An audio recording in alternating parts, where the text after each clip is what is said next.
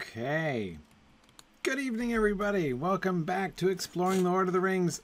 We are in session 108 here. Good to be back with you guys again after our time at Mythmoot. Last week was a lot of fun. We did our reenactment of the Flight to the Ford. I'll talk about that in just a couple minutes. Before I get going, just a couple quick announcements. The primary announcement is that I'm back, and we are should be back to, as far as I know, I'm back to all of my regular broadcasts this week, which means, of course, we're here now tonight. Tomorrow night we're going to be doing our next session on the Scouring of the Shire, finishing the Scouring of the Shire, and going through, hopefully getting to the unpublished epilogue of the Lord of the Rings for next time. We'll see if we get all the way there in Sauron Defeated. For the Mythgard Academy class, so that's tomorrow night at 10 p.m. And then on Friday, of course, is the Grifflet stream, as usual, at 1 p.m. on the Lotro official stream. But also, of course, we have our next session of the Silmarillion Film Project, which is on now on the new day and time on Thursday nights at 10 p.m. Eastern. So broadcasts every day the rest of the week here this week. This is back to our normal schedule. So good to be back with everybody. So there we go. All right. And oh yeah, one other announcement. So there is a rumor circulating around that I'm gonna give a talk at Weatherstock this year, which is super fun because I've never actually attended Weatherstock.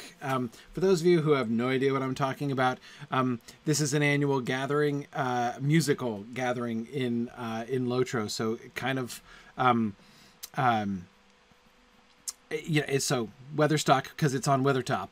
It's this large outdoor concert on Weathertop every year. So it's a big event in the annual calendar of the Lotro community. So I'm going to be there on, I think it's 6 p.m. on the 20th, Saturday the 20th of July. So I'm going to be looking forward to hanging out with folks at Weathertop a little bit. I've heard great things about Weatherstock. I've always meant to come. I've never had the chance to do it. So looking forward to joining folks there this year. All right. I think those are our announcements. Sorry, I keep having this issue where like my music go away, please. Oh, whew. Yeah, the game music keeps like getting louder unexpectedly to me.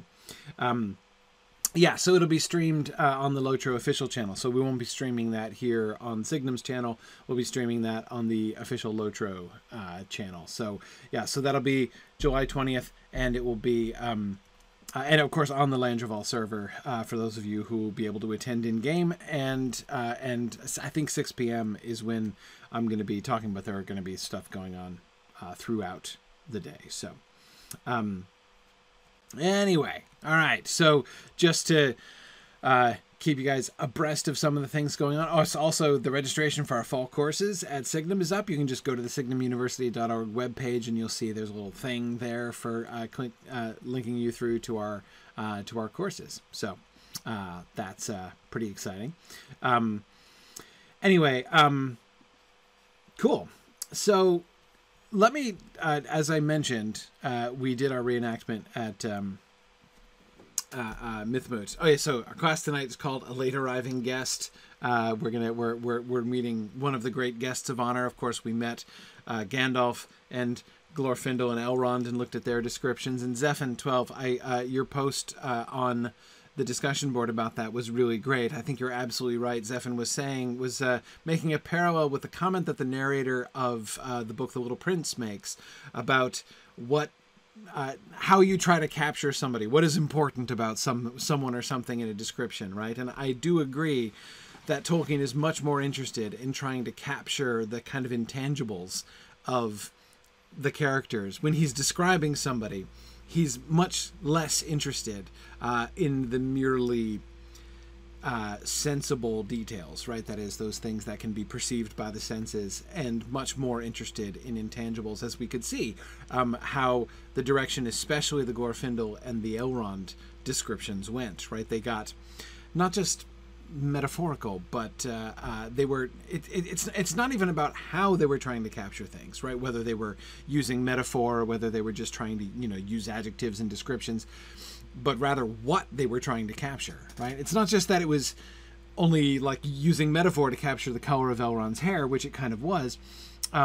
It's also that it went on from a comment which told us that he has dark hair to trying to capture some very sort of much more kind of spiritual things about what it is like to see him and to be in his presence. So anyway, Zeph and I totally agree with you. I do think that that's exactly why Tolkien ends up leaving us with comparatively little physical description of his characters. Yeah, Bruinier, that's a really good way to think about it. He seems more interested in how people feel about the other people, right, when they meet them. Yes, about sort of the effect that meeting them has on the sort of point of view characters, right? Yes, I agree. We do see a little bit more of that. He's showing their quality, Tarlonio. Yes, exactly. It's a chance for them to show their quality. Absolutely. Okay. Let's then move on. So 2 things I wanted to touch on in the notes and I didn't copy and paste stuff tonight because first I wanted to give a report about the Flight to the Ford reenactment. Before I did anything else, I said during the, if you haven't seen the broadcast, you can. It's on our Twitch channel. Just go to the video archive from our Twitch channel, and you'll be able to see the video. I streamed it. I apologize for my camera work, as I was kind of doing a whole. I was broadcasting from my phone, and I was doing a whole bunch of things at once, directing people and talking and shouting really loud. You can hear me lose my voice over the course of the thing. Anyway, so I apologize. I kind of did my best there. But anyway, I promised in the broadcast that I would show my math. Here are the numerical assumptions that I made that I didn't want to get into.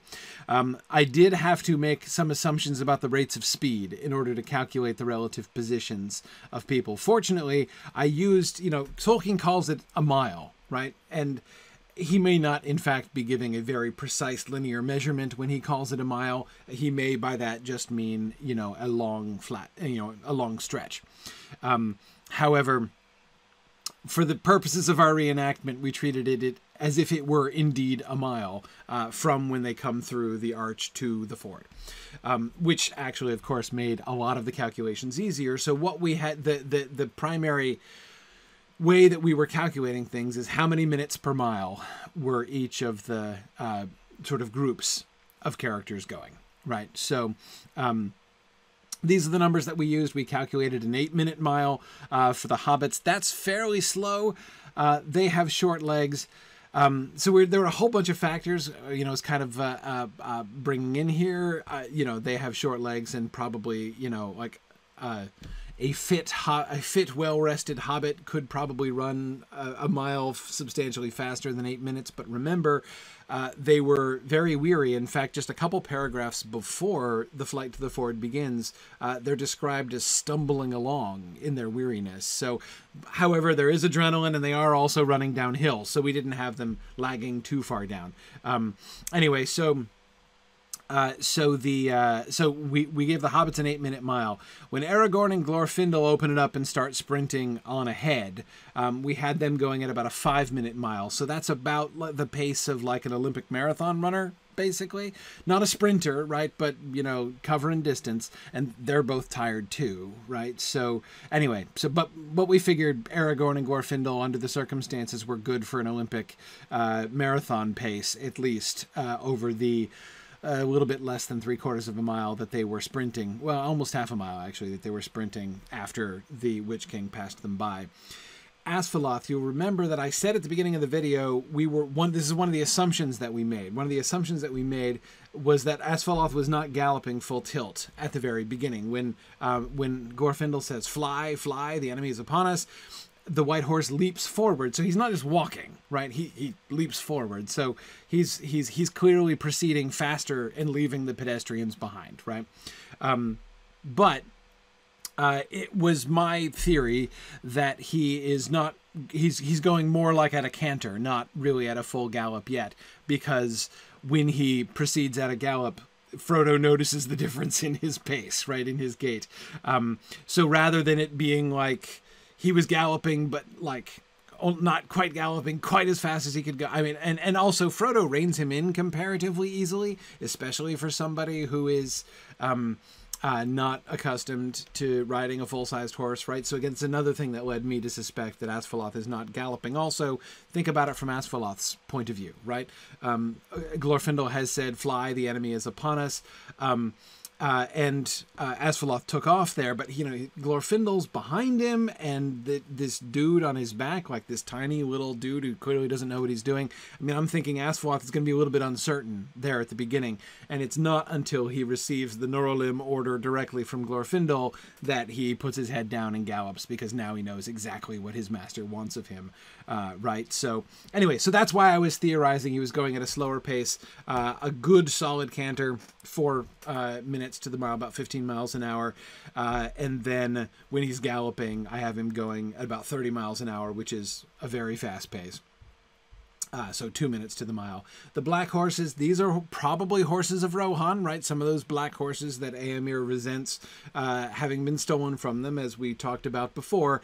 So they're probably fairly fast too, but they're going to be slower than Asfaloth, right? So I just kind of took the Asfaloth pace and added a little bit to it, right? So I'm figuring, if they were running a mile race, Asfaloth would probably beat the black horses by something like 15 seconds, right, when he got to the end.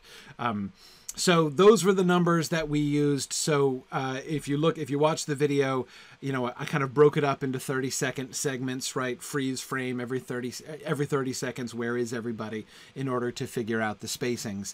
And these are the numbers that I was basing that calculation there. Okay, so the two things, so just to kind of brief review of the conclusions there, I came into it with 3 questions, which emerged from our discussions on the flight to the ford. One, how far back were I remember when we were talking about this, I was like, exactly, Asfaloth has taken off, right?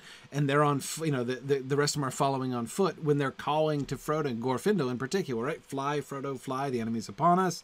That was the first one, right? Ride on, Frodo, ride on, right? Is the part. And then the Neurolim.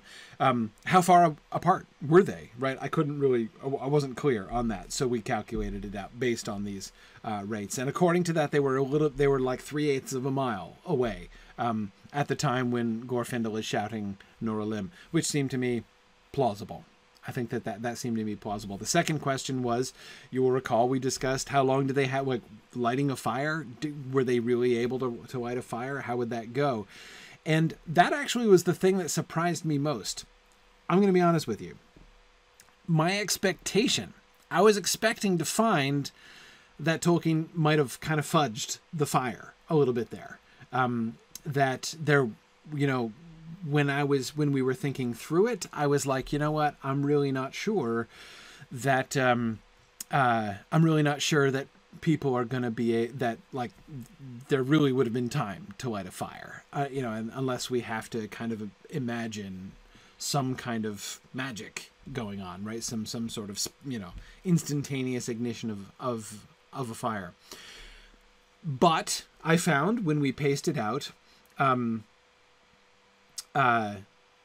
we paced it out, there's actually much more time than I expected. Based on these speeds, by the time the hobbits get to the ford, ready to pick up brands, Aragorn and Glorfindel had been there. They beat them there by 2 minutes, because the hobbits are going slower. So Aragorn has 2 minutes to kindle fire. Remember, not build a fire, just kindle fire, right? And there's a lot of it's October, right? There's going to be dead leaves and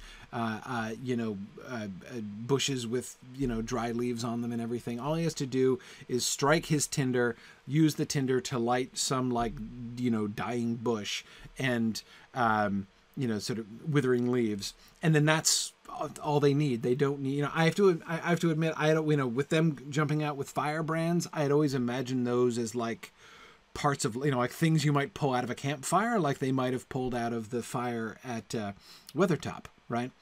But that's not necessarily what it means. It's fire itself that is effective against the Nazgul, not,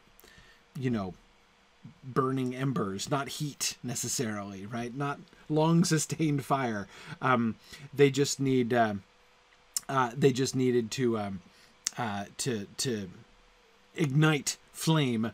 Yeah, exactly.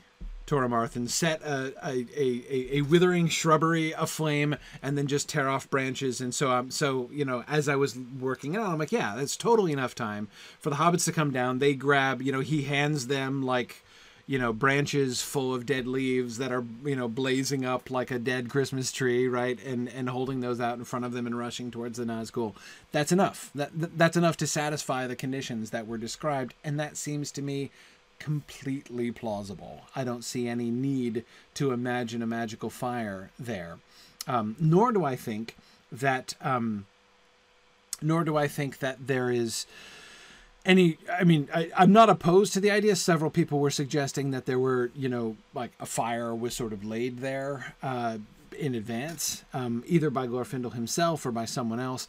I'm not opposed to that idea. There may well be fire making stuff there, but I don't think that can be relevant here, because even if somebody had like left wood for a fire, like firewood for a fire, there's not time to ignite it. It's been out, right, in the elements for a couple days. It's not going to be dry enough. You can't ignite a log, even if you're a ranger, right? You can't ignite even a dry log, right, set ready to go in 2 minutes, right? But again, you can, and remember the verb in the book is, if I'm recalling correctly, is kindle, right? He kindled fire, and then you can set dead things aflame. So. Anyway, that I think, Tony, Gandalf could absolutely, but Gandalf's not there. Right. But my point is not that it's impossible. Like, do I think it's absolutely impossible that Glorfindel could have magically created flame? I don't know if that's within the capability of an elf lord like Glorfindel. It might well be, for all I know. What I'm saying is I see no need for it. I don't think that there is any reason. I don't think that the parameters of the text as it give us necessitate that, right? I had been kind of thinking that something like that might be the only possible way that it could be made to fit, but it definitely I think is very plausible under the circumstances. The third question about the Nazgul heading towards him. I see a couple of you are wanting to quibble about that. Happy to see more discussion about this on the discussion board if you like. I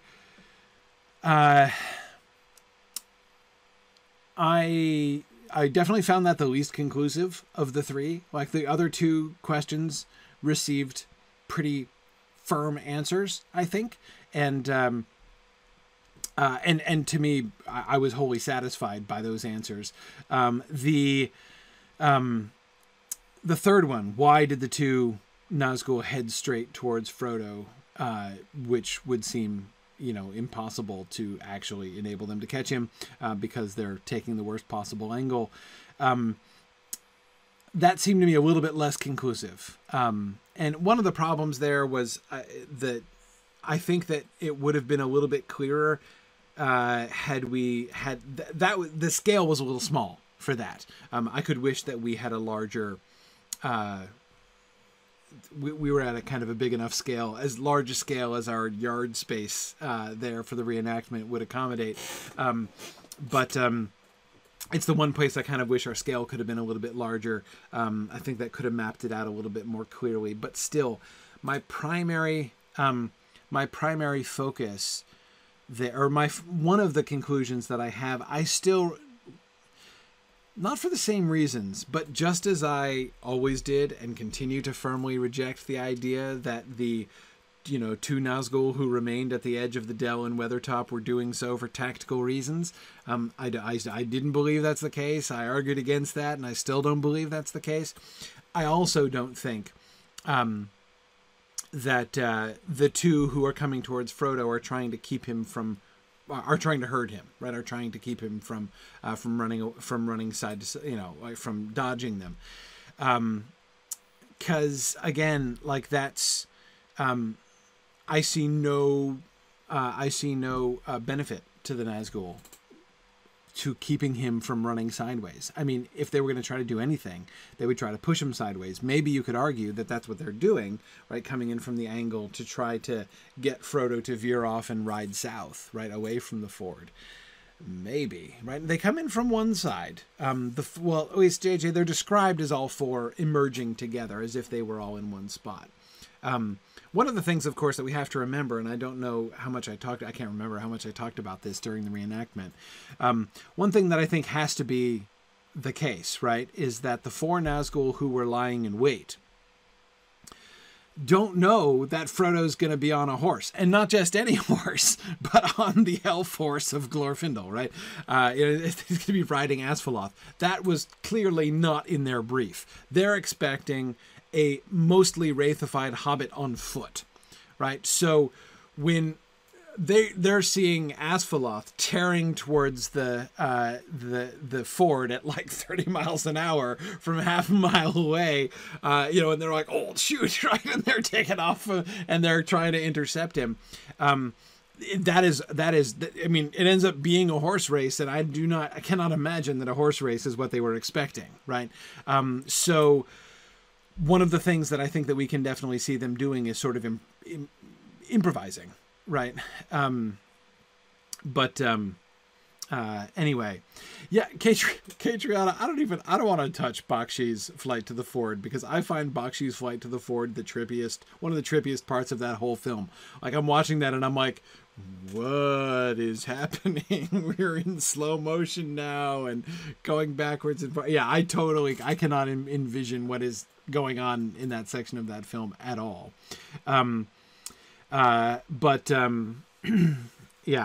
No, Matt, exactly, right? Like, just when you thought that the Nazgul report back to Sauron couldn't get more embarrassing, right? No, yeah, boss, I swear, like he came in like on his elf horse. This guy was booking. We could not possibly have caught him.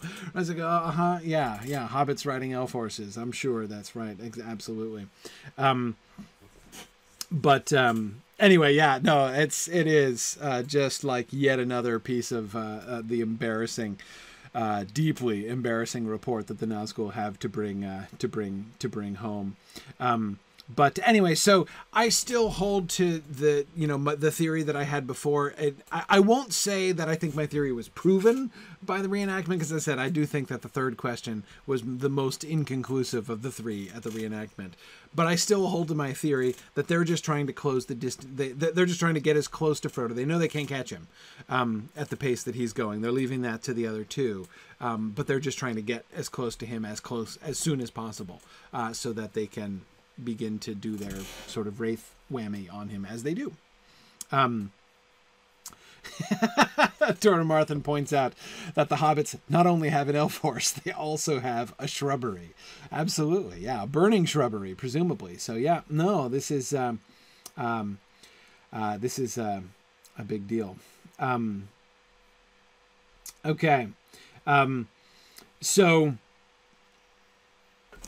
All right, so those of you who haven't watched it can still watch the reenactment to the Flight to the Ford. It was great fun. People were asking, "What are we going to reenact at Mythmoot next year?" I don't know. Seating arrangements at the Council of Elrond, maybe. I'm not sure we're going to be any further than that. Perhaps something will arise. We have had these sort of genuine questions from the text, which have been answerable by a forensic reenactment. We've had 2 occasions for that so far, and I have felt that I have learned a great deal from both such reenactments. We'll see. We will see what arises next in trying to figure things out. The second point I wanted to make just briefly, because he wrote a really wonderful long post on this. Kudos to Zephin12 for taking up my request to do an analysis of the use of the word fair in The Lord of the Rings, which is used a bunch of times. It's used like almost 200 times in The Lord of the Rings. And by his analysis, it is almost every time it is used to mean beautiful. rather than, and he only counted 3 occasions when it clearly meant blonde or pale skinned, like just blonde, or where it is merely an item of description rather than an accolade of beauty. Now, one of the things which, and Marie Prosser was mentioning this in her comment in her comment in response, it is very noticeable, right? And Zephan, observed the same thing during his analysis.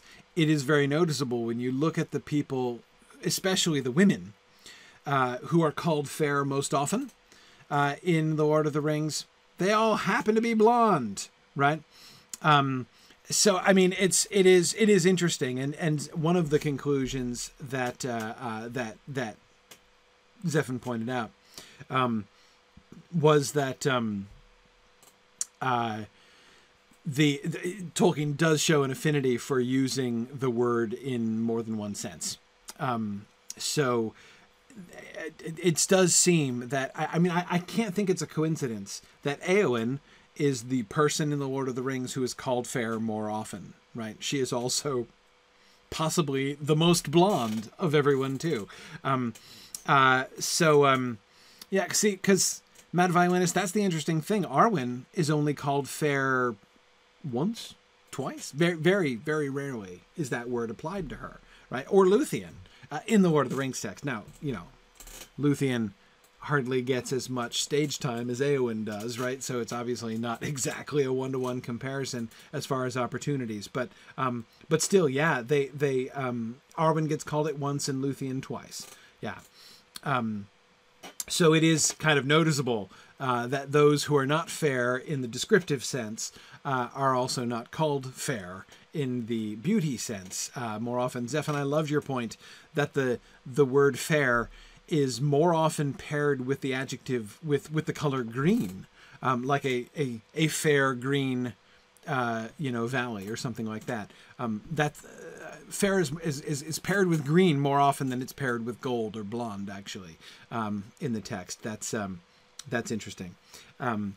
But yeah, no, exactly, Scudo. We don't get many descriptions of Arwen, right? So it's not exactly a fair comparison. But as I say, it also hardly seems like a coincidence that, all of the top beautiful ladies are also happen to be blonde. Zephan, I was also thinking of your footnote on the Fair Behrens, right? The Fair Behrens, but that seems to me another example, right? The Fair Behrens are, of course, the name of Sam's descendants, the new family of Eleanor Gamgee, as was, right? And the Fair Behrens, which does mean like beautiful children, essentially, right? Yes, Eleanor is beautiful, but also blonde, right? And you'll remember that beautiful children, but also blonde beautiful children, were one of the trends of that season, right? Many of the children who were born in that year had fair hair, which was unusual, right? Had blonde hair, which was unusual. So again, like that, once more, we see that coupling. This, but again, this seems to me, Zephan, as you have observed, to be sort of Tolkien's penchant for using that word in more than one sense. My sense of it there is that it's not that Tolkien is saying they were blonde and therefore they were beautiful. My sense is that Tolkien wants to describe that they are beautiful.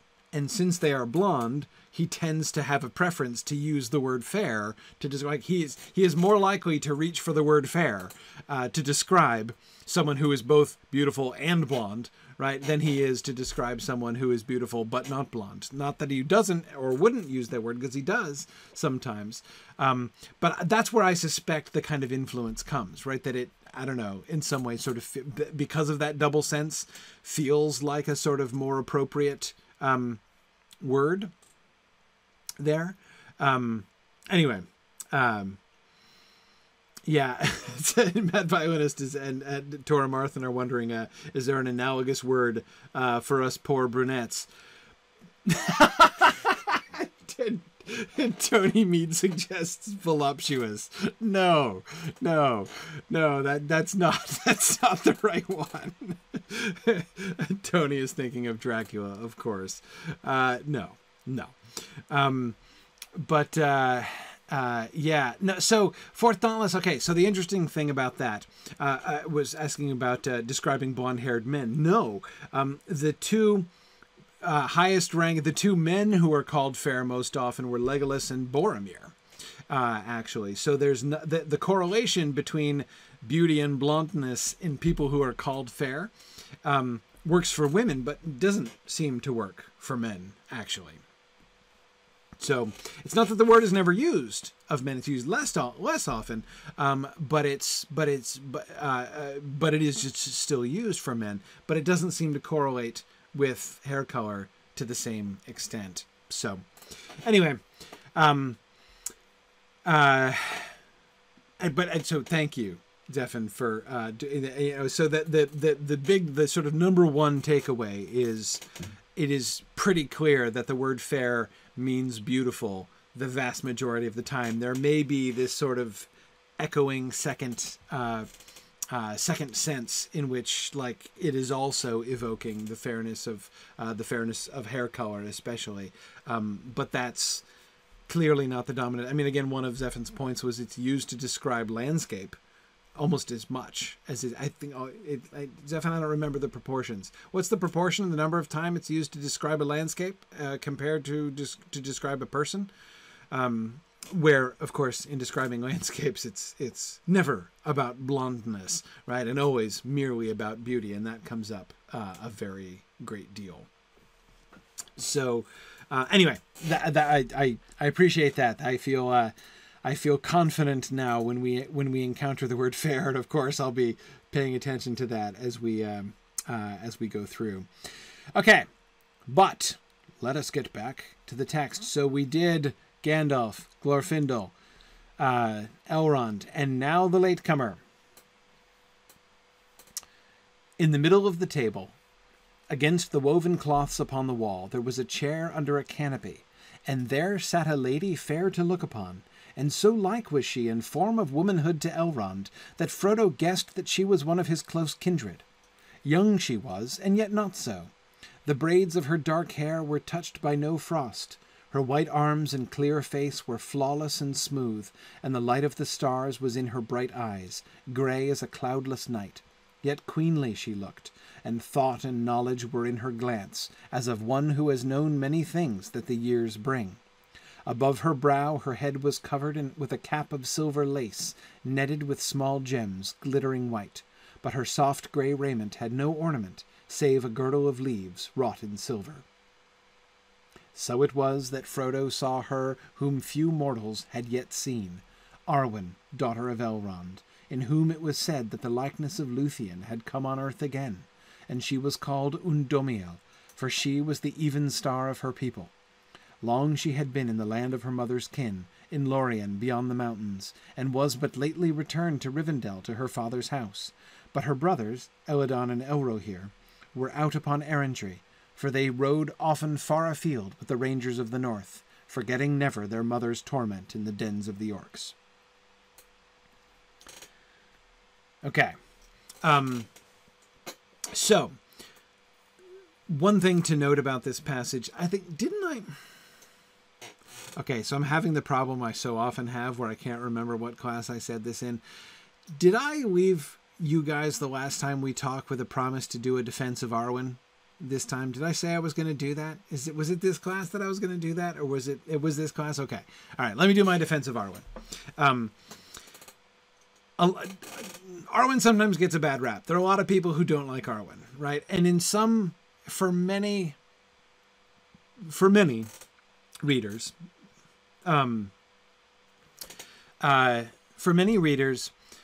Arwen is kind of a blemish on Tolkien's female character record, right? That is, I'm sure you have all heard or participated in arguments that went exactly this way, right? That starts with, there are so few female characters in Tolkien, right? And then you say, true in a sense, by numbers, right? But the female characters that they are really awesome, right? Look at Arwen, look at Luthien. And then the other person says, yeah, but Arwen, right?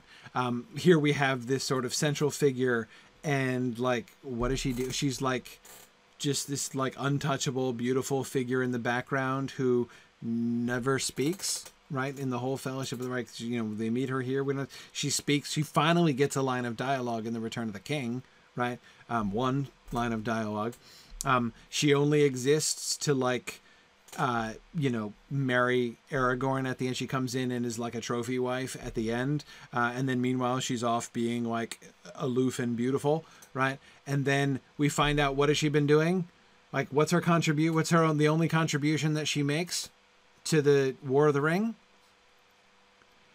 She sews. Exactly, right. She's been home embroidering the flag, right?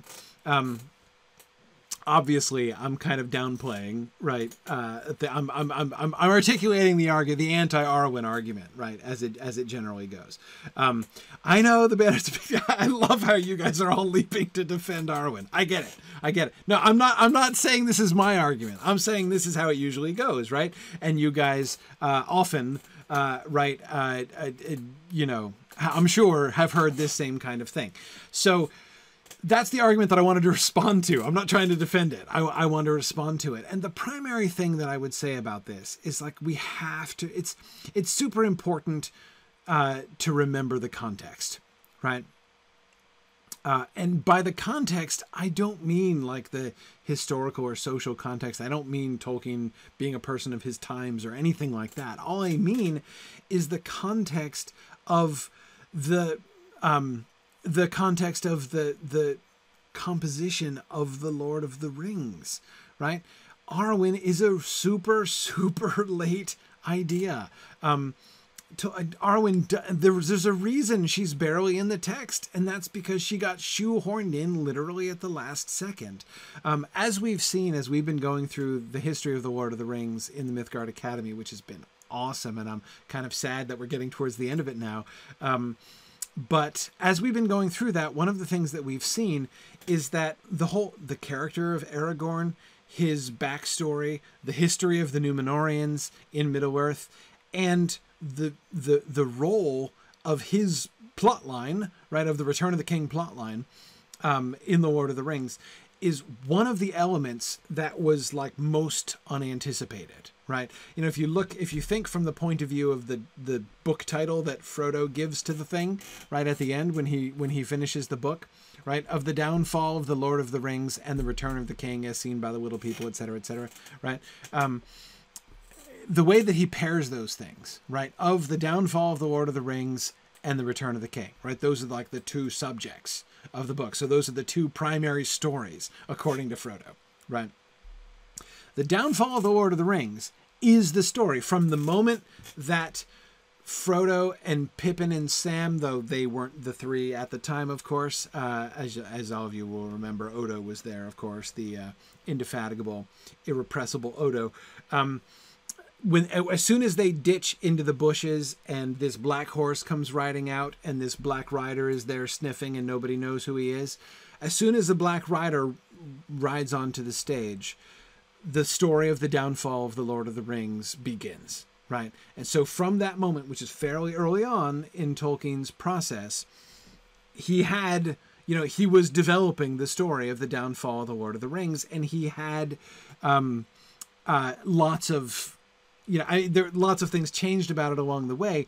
But I mean, he knew Frodo was going to take the ring to Mount Doom and destroy it at Mount Doom. Like, that was the story from the beginning.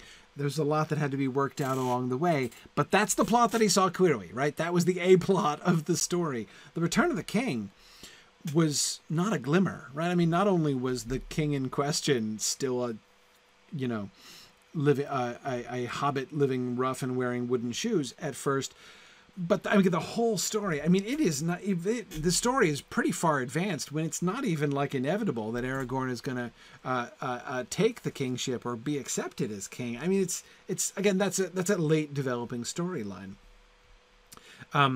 So it's only when we get to the very end that Aragorn is crowned, right? And he needs a wife, right? And the wife that he gets is the daughter of Elrond, and the daughter of Elrond is invented for the occasion, first called Finduilas and then changed to Arwen Undomiel almost immediately. Finduilas, of course, kept on as the name of Faramir's dead mom. But, so now, Fourth Dauntless, I hear you. I hear you when you say, I'm not sure she was at the last minute is a great defense to the claim that Arwen is a shallow and poorly developed character. It is not a defense against the claim that she is a poorly developed character. She is a poorly developed character. There is no question about it. There was not room to develop her. But that's the point, right? The point is that she is not... So it's not a defense against that, because again, that's undeniable. I don't think that any defense can be made. I don't think any argument can be really made that Arwen in the text of The Lord of the Rings is not an underdeveloped character, right? She is an underdeveloped character, like no question, right? She is, clearly, objectively speaking, right? But, yes, spiritual boulders, that Finduilas, the one that the elf lady that who was in love with Turin, she's the one who gets pinned to a tree. Yep, her. Anyway, so yeah, she is an underdeveloped character. The point is, when people take that as like, this is what, you know, basically the people who want to build, you know, some variant of the Tolkien is a misogynist argument, right? And that's unfair, but just, you know, categorically, right? You know, the people who want to point to the way that Tolkien depicts women, you know, as an illustration of, you know, Tolkien, if not being anti-woman, then, you know, depicting a very male-dominated world. Anyway, the way that Arwen is employed by those people, to me, doesn't work, right? Because she does not represent Tolkien's ideal, but it's hard, right? I mean, Tolkien opened himself up to this, right? He had a choice. He had a choice to make at past the 11th hour, right? It was like 11:45 on the clock. It's the last second, right? And he's deciding, okay, I want Aragorn to get married. I need to give him a wife. I need to retcon. I don't have much time. I don't have much space. So he has a choice, right? He makes a choice. Do I go back and do like an emergency retcon of Aragorn's wife into the story, knowing that she's not going to be able to be a developed character, that she's not going to be able to play a significant role in the plot, right? Or do I not, right? And he chooses to do so. He chooses to do so and leave her underdeveloped, and therefore leave himself open to a feminist critique that says Arwen is like, you know, his ideal of the ideal of the female in the Lord of the Rings, as evidenced by Arwen, is like distant and sewing and you know, only just there to be a trophy wife for the men. Like, you know, that he left himself open to that by the choice that he made. Here's what I want to focus on. What I want to focus on is, why did he make that choice? Why was it worth it? Why was it worth it to have a little bit of Arwen, right? And again, when I say, I always say I should stop asking why questions, and I never do. When I say why, I'm not trying to get inside Tolkien's brain and guess what he was thinking. What I'm saying is, what is the function of that, right? What do we gain? We can see the cost, I think. Right? We can see the cost is having a very underdeveloped character who feels that many people respond to Arwen saying, I don't like Arwen. She seems shoehorned into the text. Probably because she was shoehorned into the text, right? Absolutely shoehorned into the text. That's the cost of including Arwen. But what's the benefit, right? We get a wedding. That's true, Karina. We get a wedding, and that's really important.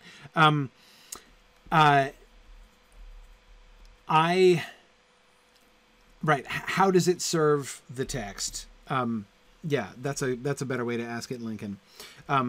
My answer is, as a couple of you are thinking about also, Luthien, right? It's about Luthien. The fact that he can... So this is one of the mind-blowing things, right? Remember that when we were looking at the passage where Aragorn says, I will tell you the tale of Tinuvio, right?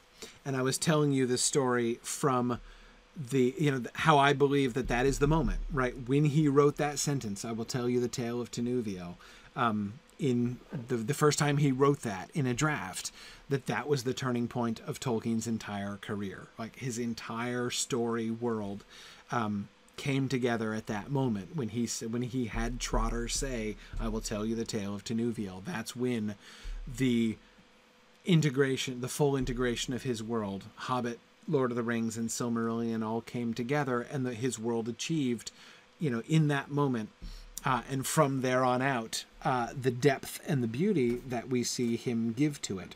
And it started with the story of Tinuvio as told by Trotter, who wasn't even human at the time when he first said that. But he becomes human, and he becomes the Númenórean king in exile, kind of. Eventually, he becomes that. When we read now, right, especially when we reread The Lord of the Rings, right, we come to his song of the tale of Tinuvio, right, and then his prose synopsis afterwards, and knowing, in retrospect, right, when we're reading the book for the second time, we know about his relationship with Arwen, right? We know that he is in love with Arwen, and that they have this long, though untold within the text of The Lord of the Rings. I know it's in the appendix, but it's in the appendix, right? Untold within the text of The Lord of the Rings love affair with Arwen, right? That stretches back years. Knowing this, when we come to that passage again on Weathertop for the second time, it is impossible, right? It is impossible not to see the parallel, right? To see Aragorn and Arwen, Beren and Luthien in parallel. To see this as, and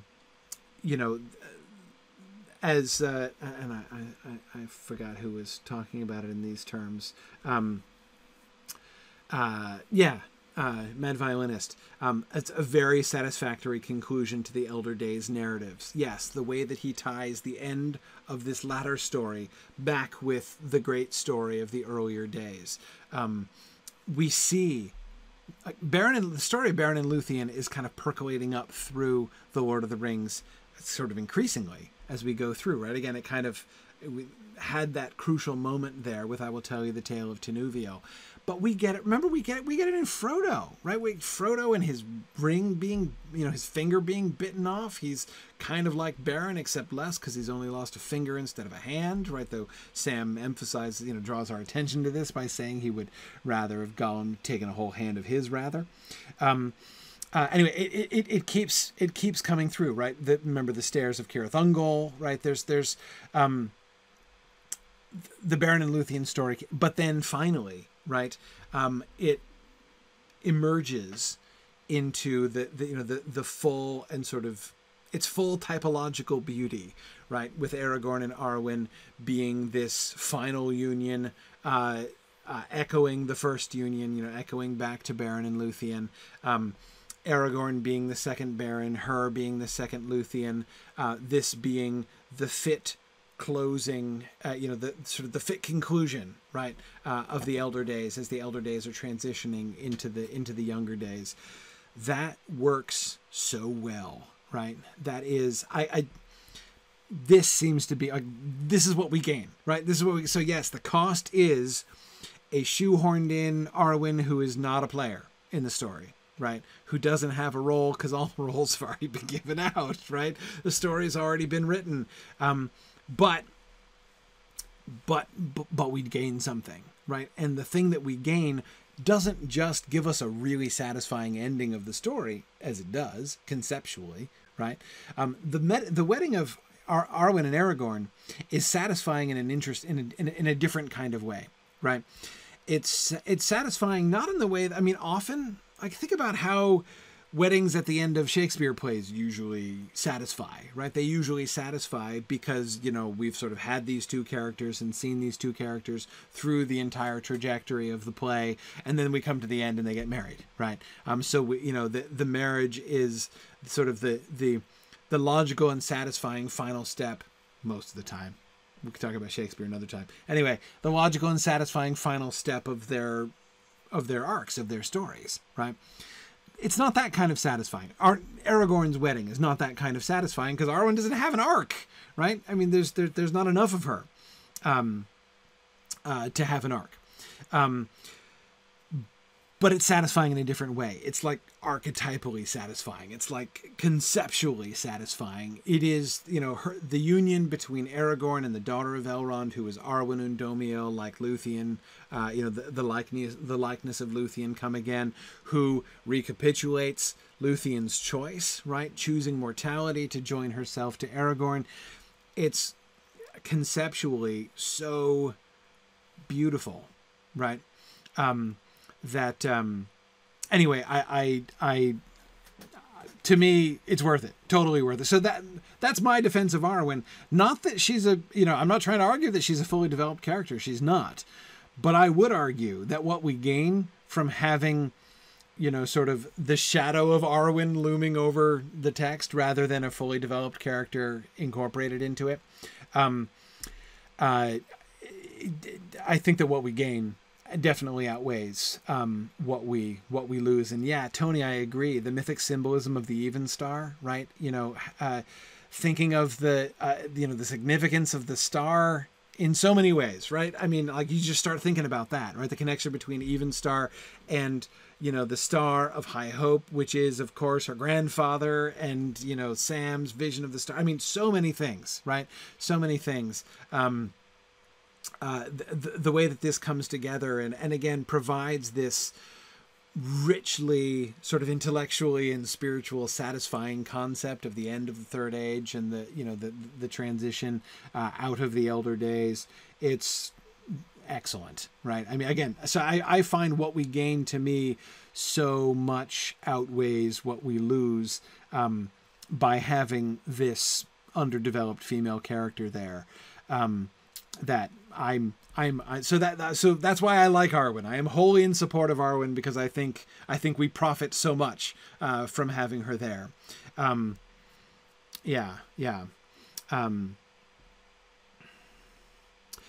yeah, Matt, I agree. The wedding to a high, transcendent, beautiful fairy maiden also elevates Strider to Aragorn. He remains the guy trudging through the swamp to the hobbits, but to everyone else, he is the king who has returned. It gives him a mythic edge. I absolutely agree. And someone was talking about the way that it made his story sort of fit the kind of fairy tale archetype more as well. Yeah. I mean, differently, of course, than Beren and Luthien does. I mean, the Beren and Luthien story, as it's articulated in the poem, you know, in the song that Aragorn sings and the song upon which that's based, is you know, a really fascinating reversal of traditional fairy tale motifs. But yes, the way in which, you know, Matt, just as you were suggesting, that marriage serves as this like mythic capstone on Aragorn's career, right? It is, he's been crowned, right? The return of the king is official, right? He has achieved the status that, you know, again, like sort of mythically, you'd think that we need him to be. Right. And yet there's still another level to come. Right. And that is when we now come back to the Elder Days. Right. To the old world. He's awesome enough, or almost awesome enough. Right. Just to be the king who has returned, and to see him there in judgment and showing both justice and mercy to Beregond. And I mean, that, you know, it's almost enough, right? Or it would have been enough. I would have been satisfied with that, right? But then this final mythic coping stone that Tolkien puts on it, right? That we have the parallel with Beren and Luthien and the closing of the Elder Days, just fantastic. So anyway, that's my defense of Arwen. And to me, it makes it definitely sort of sufficiently satisfying. So yeah. Anyway. Oh, JJ, that's one of my favorite lines. Yes. Éomer is the second Lancelot. Oops. Éomer is the second Lancelot. Yes. I can't wait till we get to talk about that. It'll be a while, but we'll get there. Yeah. Okay. So, let's see. Oh, I just wanted to, was it, Fourth Dauntless? Was it you who was talking about Jackson's adaptation or prospective adaptation? Yeah, Fourth Dauntless, it was you. It was saying, after this discussion, I'm feeling more sympathetic with Jackson's temptation to write Arwen into the battle at Helm's Deep. Yes, I agree. And, you know, I have to say that this is another example. There are several examples of this. A lot of times when Jackson, not all the time, goodness knows, but many times, especially in the Hobbit films, when Jackson departs from the text, he does so in a way which is not in line with what Tolkien wrote, but is in line either with the way that Tolkien thought about things, or, even more often, the kind of thing that Tolkien didn't write, but because he didn't get a chance to, right? What the primary example, of course, I'm thinking of is the way that the way that the Hobbit films are framed, right? Trying to retell the story of the Hobbit from the point of view of the War of the Ring, knowing everything that, you know, if Tolkien had written the Hobbit as an actual prequel to the Lord of the Rings, right? Knowing the Lord of the Rings and everything that happened in it, how would that have been different, and how would that have been framed differently? Fascinating thing. But yes, the question of what if, right? What if Tolkien had come up with the idea of Arwen early enough to include her in the narrative? What role would she have had? I can't believe it is, again, you know, we can only speculate, right? We can only guess about this, really. But if I had to guess, I do not think that Tolkien would have left her in a completely passive role. I don't think he would have left her back home in Rivendell sewing. I think she would have been involved. Remember, the primary focus of her character, the justification for shoehorning her in, is the parallel with Luthien, who was not a stay-at-home type, right? If the likeness of Luthien has come again, if she's gotten even a fraction of Luthien's spunk, then there's no way that she is going to stay home and sew the whole time, right? So I definitely think that Arwen, had he fully conceived of Arwen in her, you know, sort of neo-Luthian role from the beginning, I think she would have played a much more significant role. I don't know what roles would he have given her, right? How would that have changed the trajectory of the story? I really don't know. Yeah, Mike, I have to say, I think the most likely, again, in my opinion, if I'm speculating, right, in my opinion, I think she comes down with the Grey Company. I can't imagine her staying home. Again, like the Luthien type, she's gonna come down, right? What would she do? She would be riding with Aragorn through the paths of the dead in that case, right? How would Tolkien have handled that? Would he have done, you know, what exactly there would her role have been? Would he have gone further with the parallel? Remember, Luthien she doesn't just go riding out to help out, right? Or, you know, she's not just Baron's +1 on his journey by any stretch, right?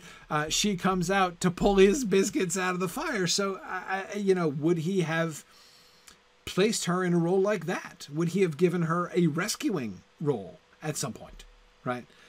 Maybe in the battle, maybe I don't even know, right? I have no idea what it would be. But honestly,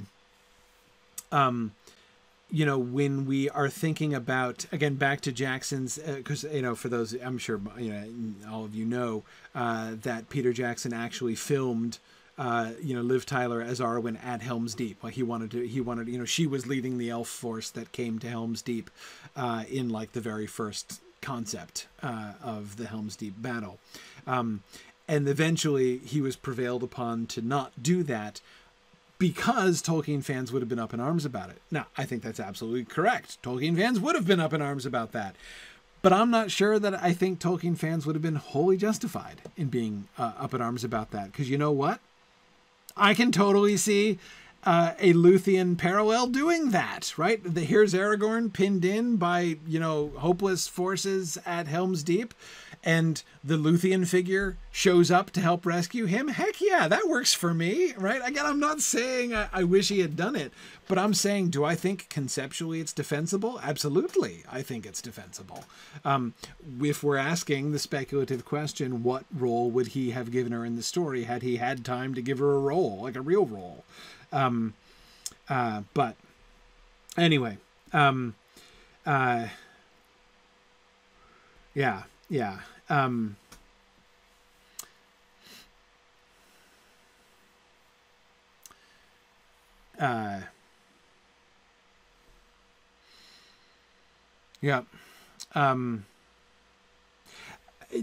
Blue Wizard, I do think it likely that Jackson would have ended up with something more like Xena Warrior Princess, had she, and yeah, I mean, by all accounts, she was, doing lots of sword fighting, at the scenes in the Battle of Helm's Deep that they were shooting. So yeah, I'm not saying that would have been awesome. I'm not saying that, and and I'm not saying that that's how they would have. I would have liked it to come out. I'm just saying, again, conceptually, the idea of her coming there is interesting to me. I mean, that seems to me plausible as a route that they could go. Anyway. So good. All right.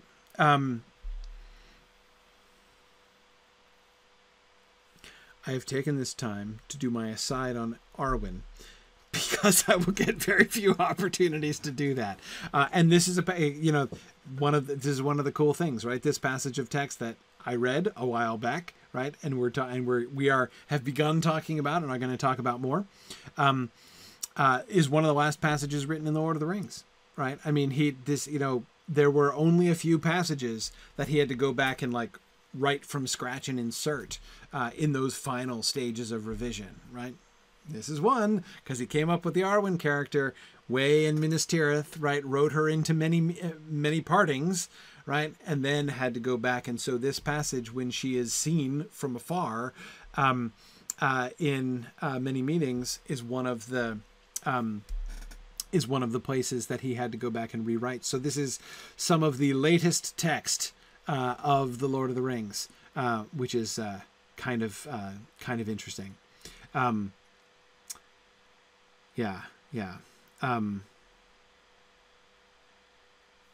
Flammifer likes to think of her being the banner.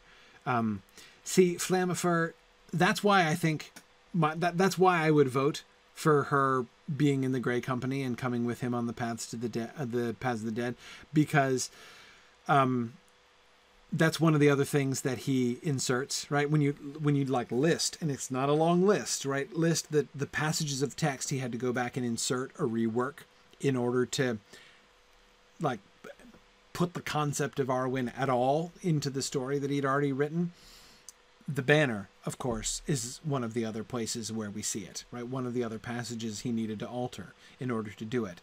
So, Flammifer, you can say, right, this gives evidence that when he's thinking, okay, I want Arwen to be involved somehow in this story, right?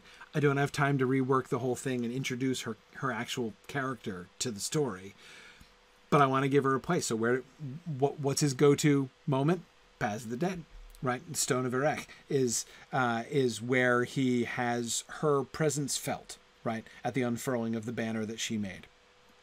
So Does that suggest that had he had time, he would include her in that? I don't. It doesn't prove it by any stretch, but that's why Flammifer, I would sort of vote for that.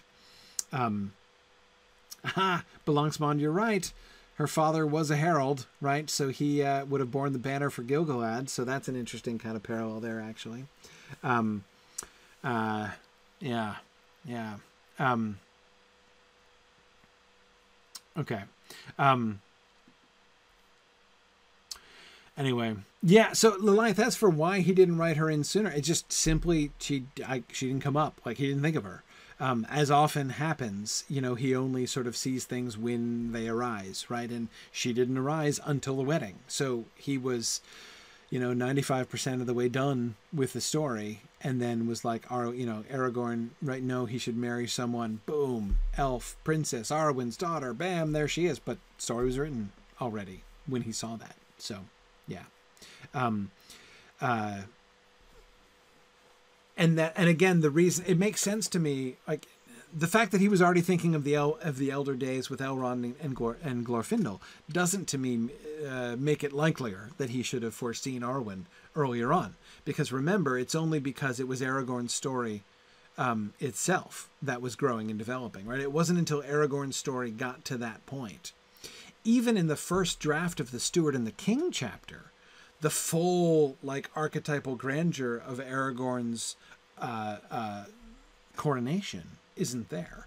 There are still implications in that first draft that there's some political uncertainty about whether or not the people of Minas Tirith are going to accept Aragorn as king. The symbolism of the first draft of the coronation suggests this, that Aragorn and Imrahil and Faramir are a little bit worried that there might be political division, and so they do this this symbolic show of how Imrahil and Faramir are totally behind Faramir and Imrahil are totally behind Aragorn, which again suggests that even then the whole full archetypal weight of the returning king had not yet been laid upon Aragorn, right? So even then, in the first draft of his coronation, it's still not fully developed, right? And so that's why, again, the queen, she doesn't come up yet, because she's part of that final flowering of the Return of the King story, right? But anyway,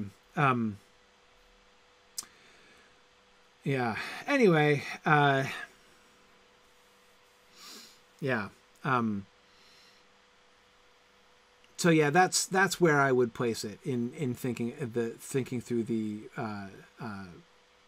mythology there. Okay, all right. No, it's not quite time for the field trip yet, Tony. I know you guys are teasing me for not getting through one slide here, but again, this was an important aside that I wanted to make sure that we talked about.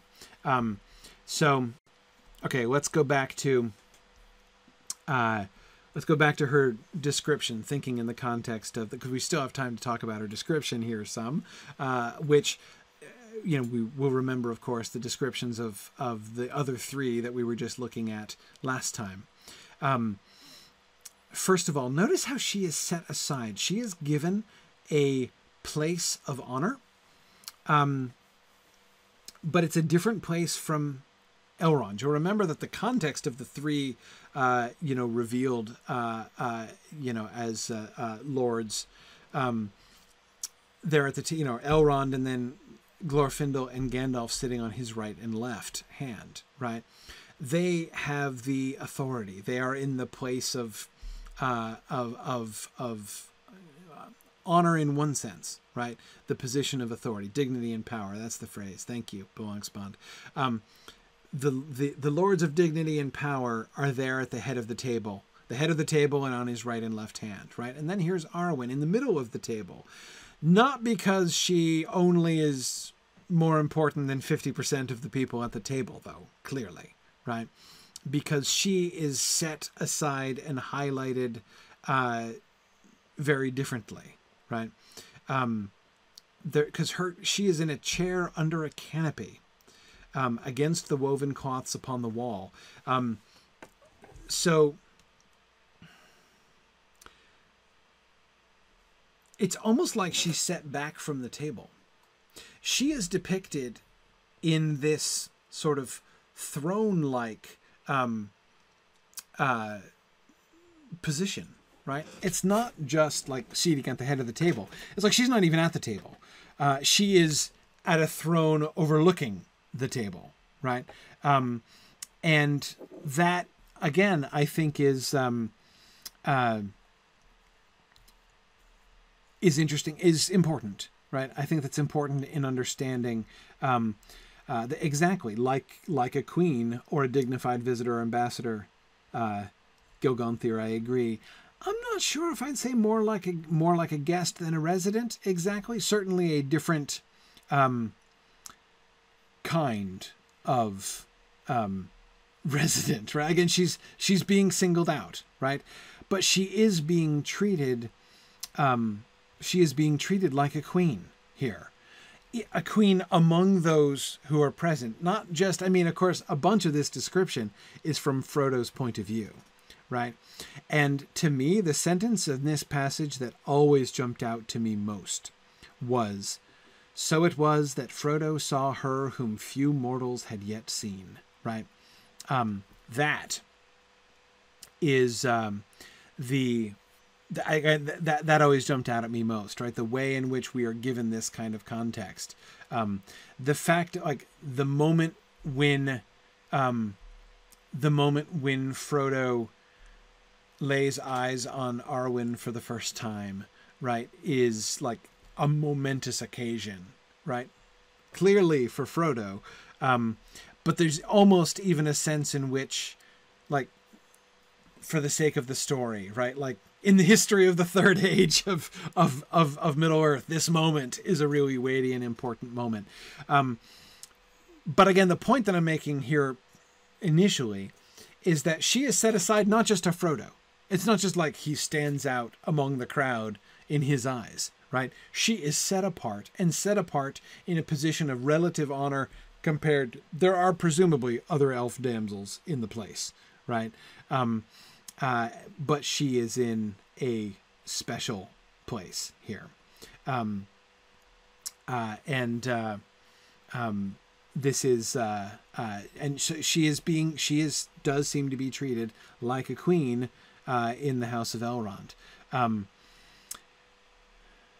There sat a lady fair to look upon. There's Arwen's one fair, right?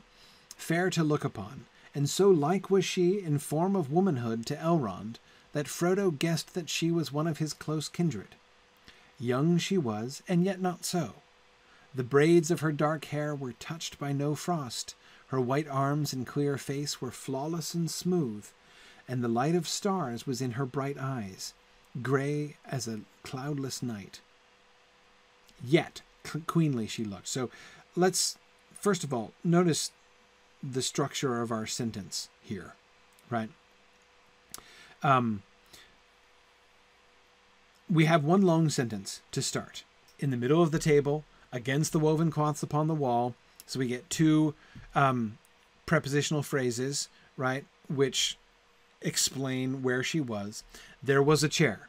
That's our subject and verb, right? There was a chair under a canopy, and there sat a lady fair to look upon, and so like was she in the form of womanhood to Elrond, that Frodo guessed that she was one of his close kindred, right? It's a very stately sentence, right, which goes into the sort of paratactic syntax that I've talked about before on other occasions, those clauses that are strung together with ands. And there sat a lady fair to look upon, and so like was she, right? Then we get a short sentence. Young she was, and yet not so. As if that sentence is, that's like the abstract for the essay that's about to come, right? Here's what you need to hold on to, right? Here's what's important about her. Young she was, and yet not so. Okay, so now we're going to try to capture what that means. The first impression, she's young. She looks young. But at the same time, she doesn't just look young, right? She does not look like a child. So these two concepts, that she looks young is the primary concept, but the secondary, but there's something else other than just youth, there, right, are the things that we're going to try to capture. And I agree. I think that this is Frodo writing this, that Frodo's going to try to capture here in the next long sentence. The braids of her dark hair were touched by no frost. Independent clause, right? So notice what we get is a negative description, right? That is to say, we're told positively that her hair is dark, right? So we receive a piece of information about what she does look like. But the focus of that first clause is negative, right? What she does not look like. That is, okay, so young she looked, and yet not so. Okay, wait, what do you mean she wasn't young? Did she look old in some way, right? And so what the next sentence tries to capture is she does not look old, right? The braids of her dark hair were touched by no frost. Okay, so no gray hairs. Her white arms and clear face were flawless and smooth. Okay, so it's not her face or her skin that looks not young either, right? And the light of stars was in her bright eyes, gray as a cloudless night. Yet queenly she looked, and thought and knowledge were in her glance, as of one who has known many things that the years bring. That's a long sentence, and not only is it long, it's strange. Syntactically, it's strange. It's divided by, 1, 2 semicolons, right? So the sentence is divided into 3 parts. 3 separate independent clauses joined together by semicolons. But within those semicolons, we get multiple clauses. The first one is simple. Her white arms and clear face were flawless and smooth. Oh, wait, sorry. The braids of her dark hair were touched by no frost. Semicolon. So one independent clause by itself. In the second one, though, her white arms and clear face were flawless and smooth, and the light of stars was in her bright eyes, gray as a cloudless night. So that's this multi-part clause that we get, except it's not even one clause. It's multiple clauses joined together, right? Her white arms and clear face were flawless and smooth. That's an independent clause. And the light of stars was in her bright eyes. Independent clause. Gray as a cloudless night. Describing her bright eyes, right? Not a separate clause. It keeps kind of dragging out, right? It's like we have these 3 separate ideas. Idea 1, her hair, and it's the fact she's not gray, right? The second, her skin and face. Third, that air about, trying positively to identify that air about her that conveyed the sense of not youth, right?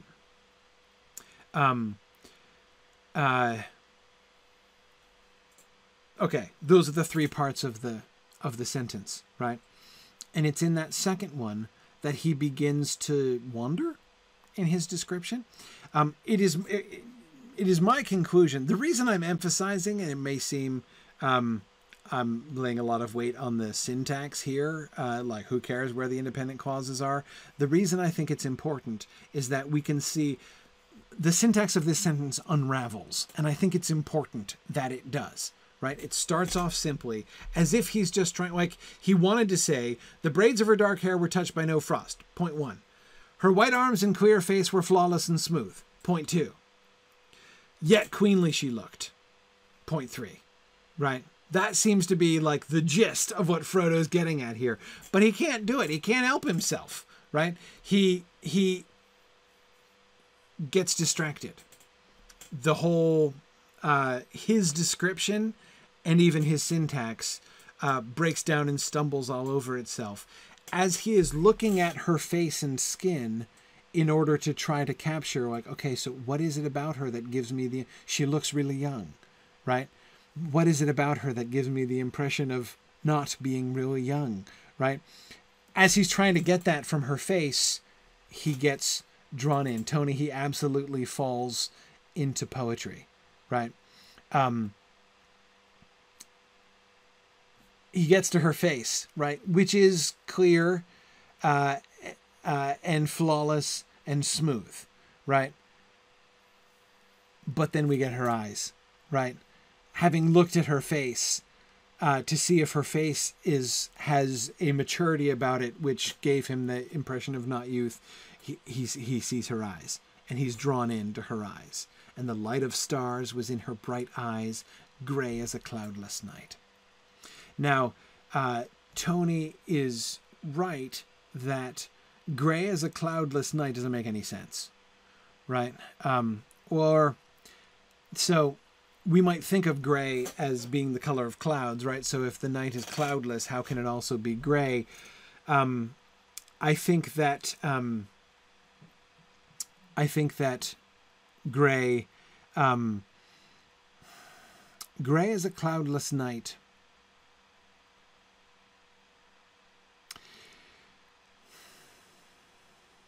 The particular... Here's how I understand the literal meaning. So first of all, let me say to begin with, Tony, I don't disagree with you. I think that Tony's premise is that the simile here is kind of not supposed to make sense because she is again, he's trying to capture as who was it? As Scudo was remembering, it's like Sam's description of the elves being, so happy and sad, so happy and sad, right? Trying to capture what they're like, right? With these kind of contradictions. I do kind of agree that he's sort of grasping here, and can even maybe get himself into contradictions in trying to put his finger on what it was like. But when I'm thinking of,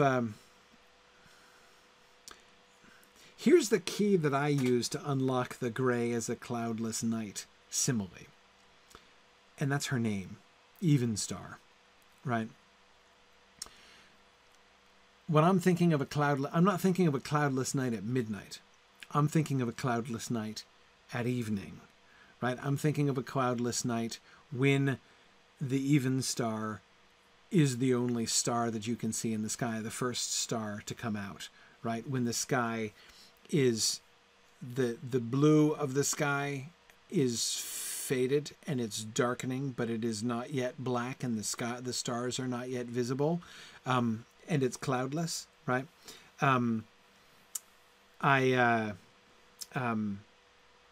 Yes, gray like the gloaming, Tora Marthin, is exactly what I'm thinking of there. That's the visual image that I have when I'm trying to think of what gray as a cloudless night looks like. And again, like, since she's called the Evenstar, I feel like that, I feel a certain justification in picturing that. Because the night sky, it could be fitting in other ways, of course, to be thinking of the starry heavens as being compared to her eyes. That is not an unknown lady's eye simile in the history of poetry. But nevertheless, it doesn't fit gray exactly. And the whole point of the simile is to say they were gray. What kind of gray were they? Gray as the midnight sky doesn't actually make any sense really at all, right? Yeah. And I absolutely agree, Istarhini, that the gloaming is a really important time for elves, right? This is definitely a thing, right, with the elves. Yep. Okay. So, right, her arms, her face, and then her eyes, the light of stars. Of course, we just get stars right there earlier on. The light of stars was in her bright eyes, gray as a cloudless night. Yes, again, that's why I think of her eyes as like the color of the backdrop, right? Just as the stars are beginning to come out. It is possible, Belangsman, that if you're imagining a bright night with the stars and moon in the sky, like a bright cloudless night, that the background, especially when the moon is out, looks more sort of gray than black. Kind of, yeah. I mean, I can see that as well. Yeah. It doesn't actually liken her eyes to the night sky. Technically, it is likening the gray color of her eyes to the night, not the sky itself. So could it be the gray, like she's gray, you know, the gray of her eyes is like the shades of gray in which you see the world by starlight? Something like that, right? Possibly. Again, I kind of like the even star. It's the even star connection that makes me think of the gray of the sky. But you're right, JJ, to recall to us there that it doesn't explicitly say it was gray as the sky on a cloudless night. It's just gray as a cloudless night. Oh man, I keep going AFK. Yeah. Okay. Good. Let's see.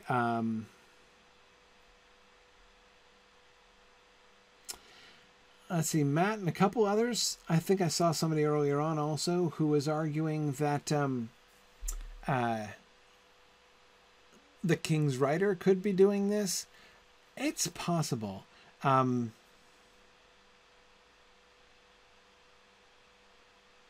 I mean, so it was that Frodo saw her whom few mortals had yet seen. That's the most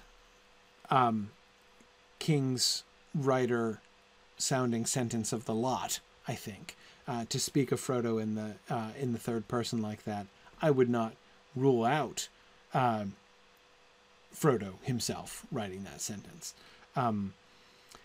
But if there's a bit that we could attribute to Findigil, it would be that one, I would think. But I'm not sure that I'm convinced that I think that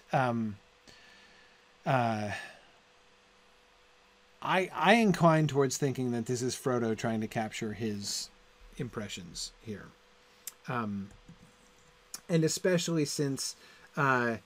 You're right, Tony, that the description is an eyewitness, but as Matt was pointing out, Findigil would have been an eyewitness too, right? I mean, that is, he would have had opportunities to look at Arwen from a distance and try to capture what she looked like, right? So he does have the model to work on, right? To work from, rather. But anyway, I think the pattern that a couple people have pointed out, that some of the similarities with the description of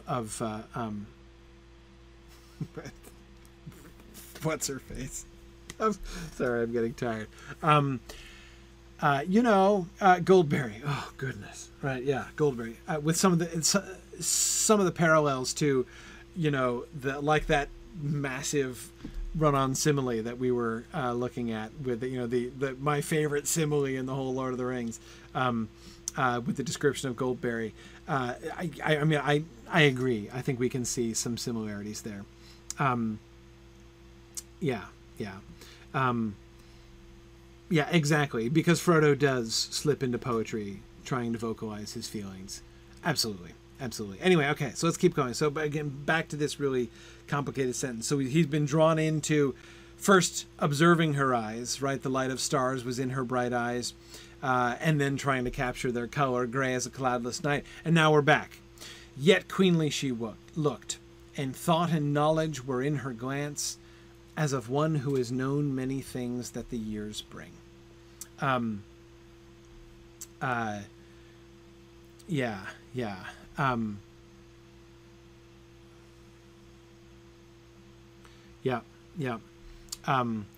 And spiritual boulders, it is well to remember that the heart of that long, awesome simile that is given about Frodo's reaction to meeting Goldberry is suddenly meeting a fair young elf queen clad in living flowers, right? So short the living flowers, he is in fact now confronted by a fair young elf queen, right? So yeah, absolutely. Anyway, She has flowers, just not living flowers. You're right, Gilgunthir. Anyway, what is the final thing he gets to? What is the thing that makes her look not young? Queenly she looked, and thought and knowledge were in her glance, as of one who has known many things that the years bring. It is her looking, right? It is her eyes, which he just described, and finds when he sort of fixes on her eyes, finds the answer to the question implicit in this sentence, right? What is it about her that makes her seem not young, right? Answer, her eyes, not how her eyes look physically. He's described how her eyes look physically, or sort of the impact of her eyes, right? This is the further impact of her eyes, right? She looked queenly. What is it about her that makes her look queenly? Why does she not just look young, like a teenager, like a child, right? She, from the way she's described, she could be, a young girl, like, quite young. But there's something about her that makes her look queenly. And the answer appears to be thought and knowledge were in her glance. It is the wisdom of Arwen. It is the intelligence of Arwen that sets her aside as of one who has known many things that the world brings. She has experienced the world. She knows a lot, right? And that is really interesting, really important. Like Leobot, I agree, that's important, right? Kind of sounds like Million. Yeah, does sound a little bit like Million, right? That she is sitting there enthroned, right, under a canopy, there like a queen. And what is it about her that looks queenly? It is her wisdom, the wisdom and intelligence of her eyes that makes her look like a queen. That is a bit Melian-esque, I agree. Above her brow, her head was covered with a cap of silver lace netted with small gems, glittering white, but her soft gray raiment had no ornament save a girdle of leaves wrought in silver. Why? So this sentence is describing her clothing.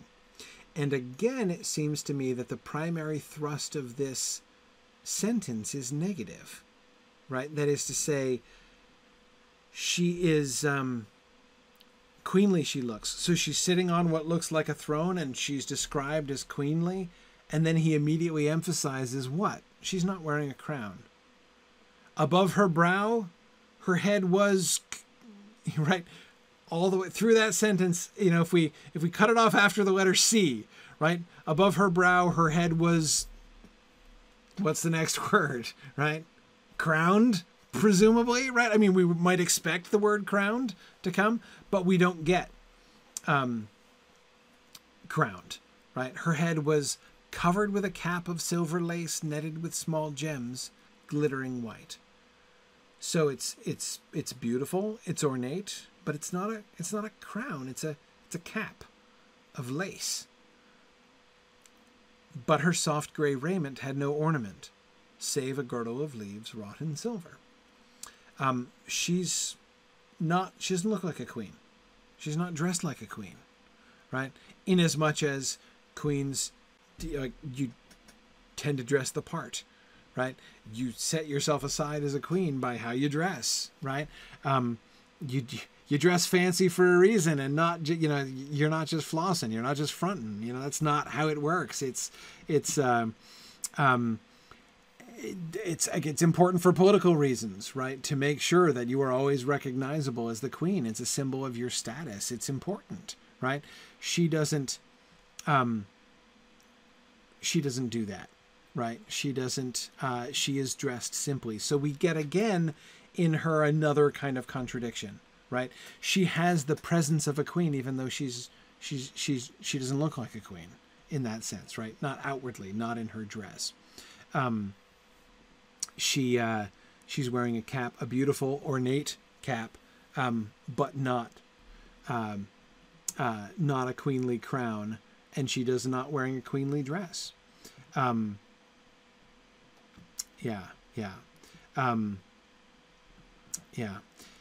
Now, Tim, it's true that modern monarchs often dress very simply, but we're not there, right? None of the royalty in Tolkien's world are the Windsors, right? None at all. Anyway, Tony, it is fun to imagine the cap, right? The cap of silver lace, and what it might be. Is this an heirloom from Celebrimbor's people? Possibly. Yeah. Is it possible there's mithril involved? People are wondering about mithril. Possibly. I don't know. I don't know if we can guess mithril just because it says silver. But anyway, JJ, I agree there is clearly a trend that queens in Tolkien are associated with wisdom. Yes. I mean, in fact, JJ, do we have a single counterexample to that? We've got a bunch of dead queens, right, or queenly figures, right? We've got both Theoden's wife and his sister are both dead. We've got, of course, Faramir and Boromir's mom is dead. Elrond's wife, of course, is dead. Queen Beruthiel is very dead. But Mad Violinist, right? But again, the cats of Queen Beruthiel. It's hard to count that one. It's hard to count. Again, certainly as it took Tolkien a while to flesh out the story of Queen Beruthiel, right? Anyway, so yeah, the only thing we know for sure about Queen Beruthiel from the text of the Lord of the Rings is that she kept cats, and you can make your own conclusions about whether or not that was wise. But I know Elrond's wife isn't dead. But you see what I mean? Like, we have a bunch of dead or missing wives. Like, they're absent. They're not there, right? That's only the point I'm making. So yeah, we don't. All of the sort of reigning queenly figures, like the in situ queens, right, that we get, are all associated with wisdom. Again, are there any counterexamples? Do we ever see a foolish queen? Like, actually meet a bad or foolish queen?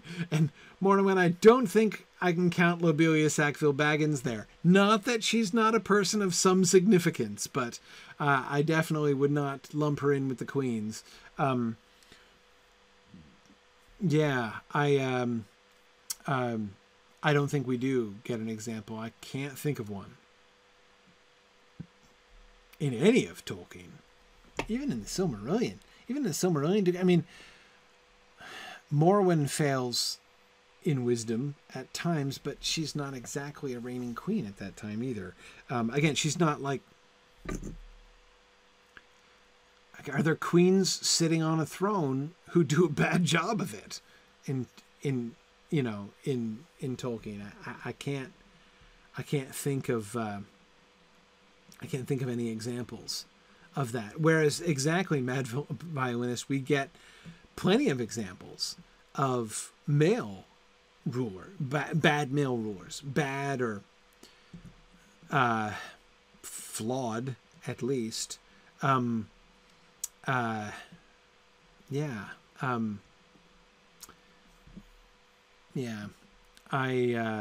That's interesting. I hadn't really thought through that we don't have a single negative example. We don't ever meet a bad queen in any of the actual stories. Yep. No, we never do. And that's interesting. Mornowin and Likely Abbot were both at the same time here thinking about Erendis in Unfinished Tales. Yeah, kind of, though even there,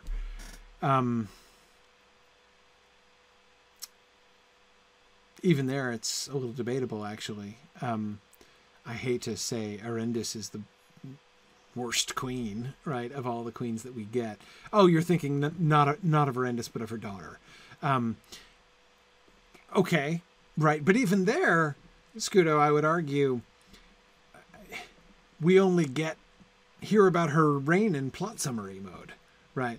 That is to say, the questionable reign, right, of Aldarion and Arendis' daughter is like an appendix to the story of Aldarion and Arendis themselves. But anyway, Arendis is certainly the most complicated queen figure we get.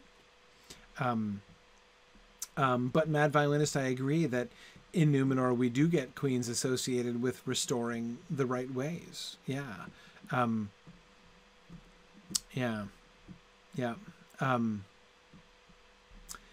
I agree that Arathel wasn't too wise, but again, the point isn't that there are no foolish women at all in Tolkien, that all women in Tolkien are wise.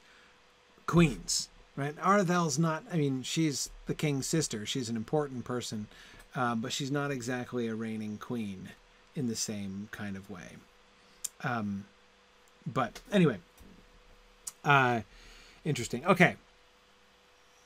So it was that Frodo saw her whom few mortals had yet seen. Arwen, daughter of Elrond, in whom it was said that the likeness of Luthien had come on earth again, and she was called Undomiel, for she was the even star of her people. Hey, Matt. Okay. All right. Hang on, Matt. Let's compromise here, right? I think we can compromise here. First paragraph written by Frodo, second paragraph inserted by Findigil. Right?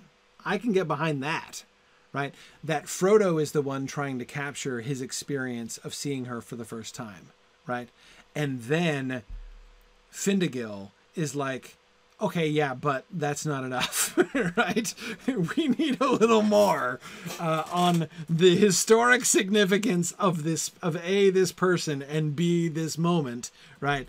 Than just she looked young but not young, and queenly but, you know, also not quite queenly in the way that you would expect.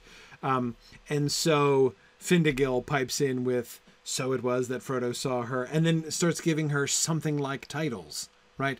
Arwen, daughter of Elrond, in whom it was said that the likeness of Luthien had come on earth again.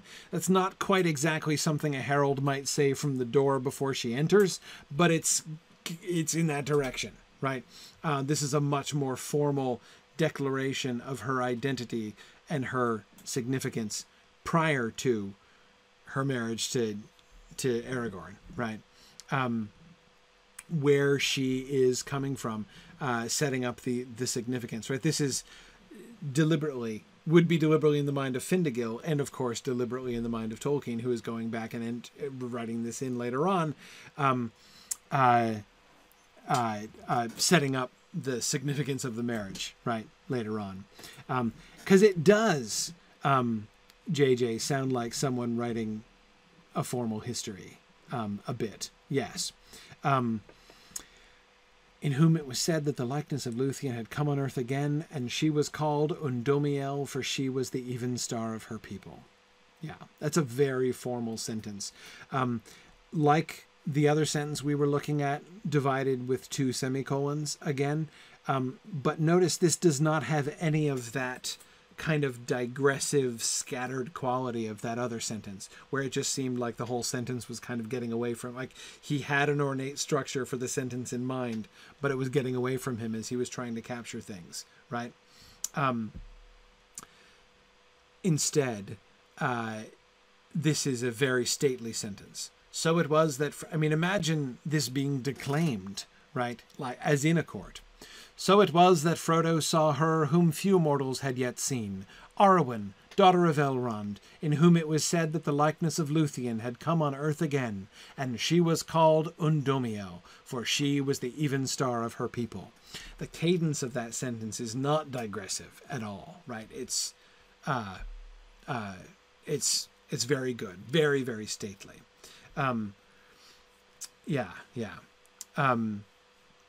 Long she had been. Notice the word order reversal there, right?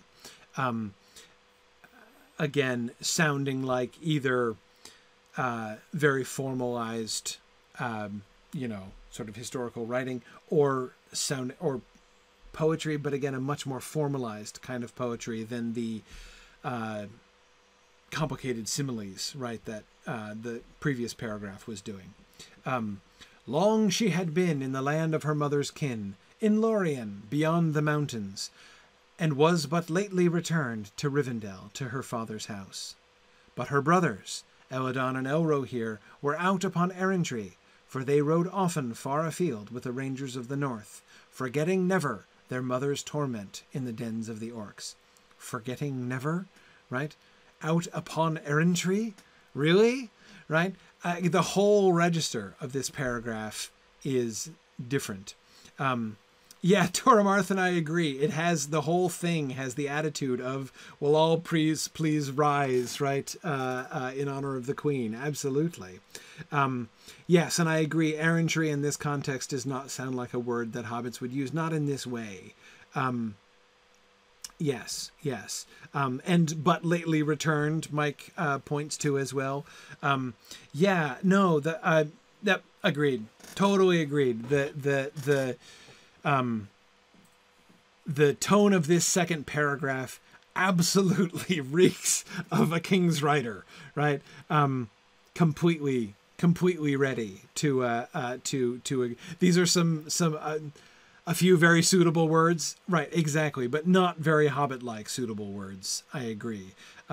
Interesting though that it transitions into narrative as well, right? That is to say, it starts off as if it's merely an interjection, right? Frodo's narrating and he's trying to capture his feelings and his impressions of seeing Arwen for the first time.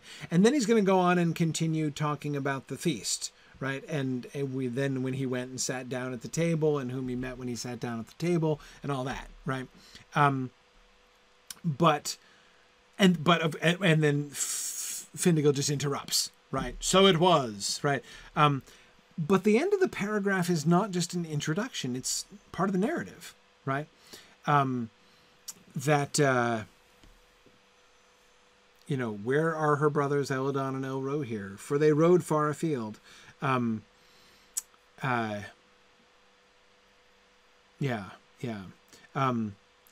Dauntless, I agree with you. I think, the effect of this paragraph, like why do this, right? Why, again, here I'm asking my clumsy why question. What is the effect of including a paragraph which maintains this kind of very, very stately rhetorical register all the way through?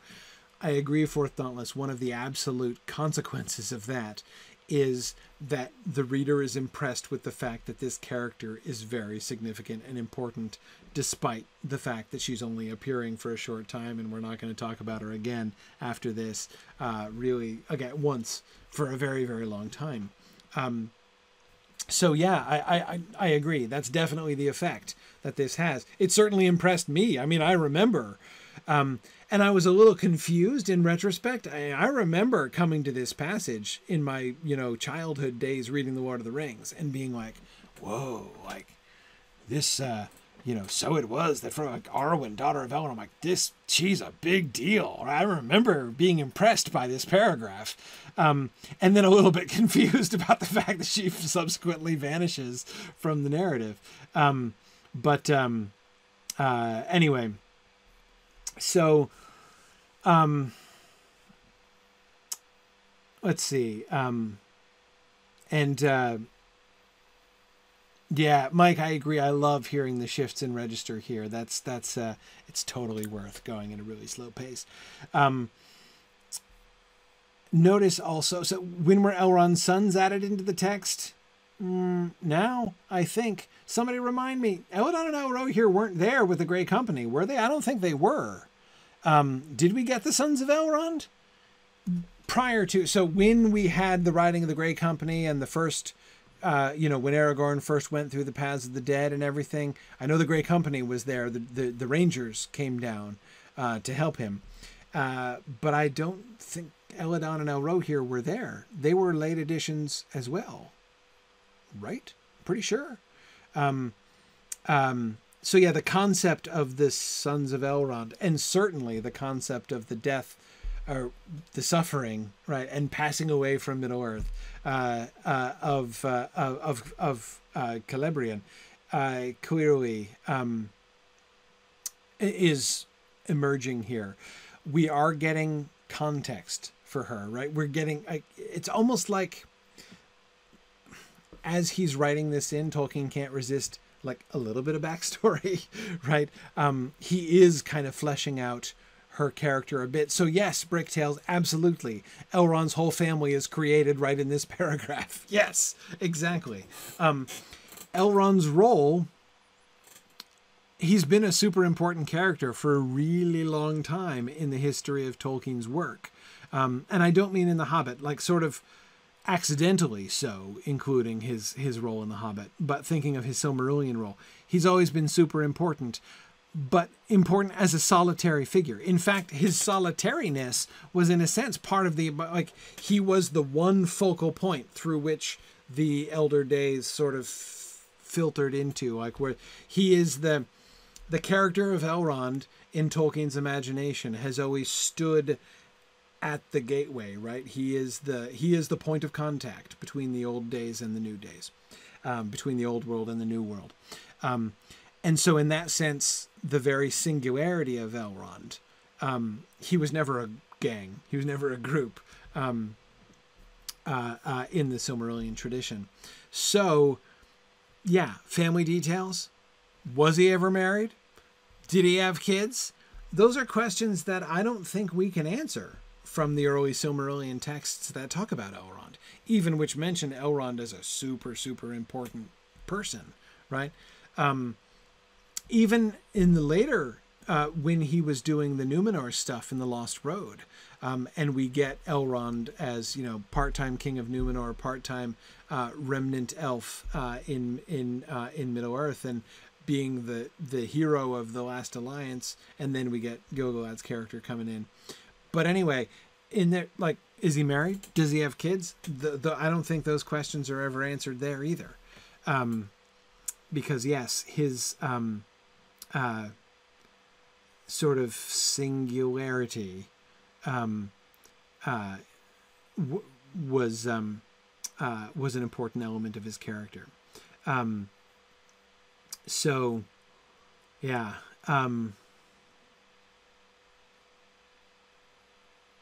Yeah, good.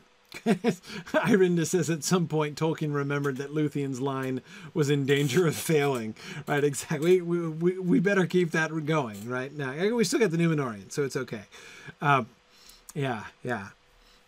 Anyway, yeah, so that is to say, all of that was to agree, Bricktails, with exactly your point.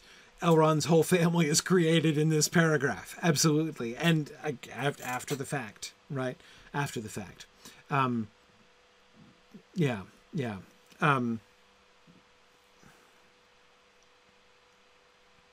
Notice also the connection between Eladon and Elro here and the Rangers of the North is established here. Again, this paragraph is written after the Grey Company has written, right? So Tolkien has decided to definitely place Eladon and Elro here or there. So he's setting that up in this paragraph, in part. But of course, he's also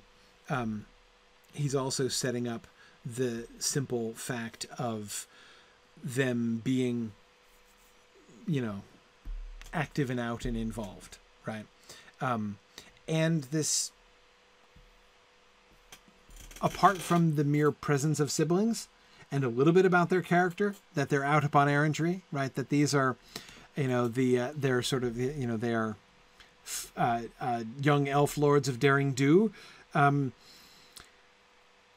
one detail that we get is a tragic story, right?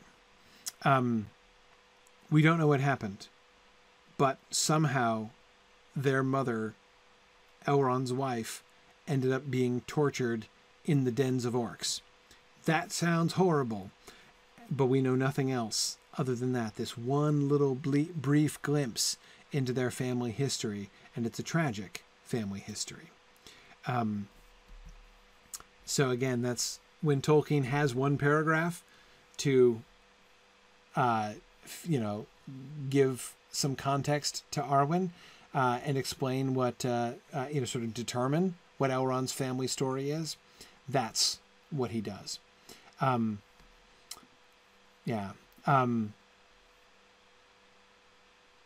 Good. I love that. Luke says that Arwen Undomiel, daughter of Elrond, even star of her people, has the same number of speaking lines as Odo Proudfoot. It's true. It's true.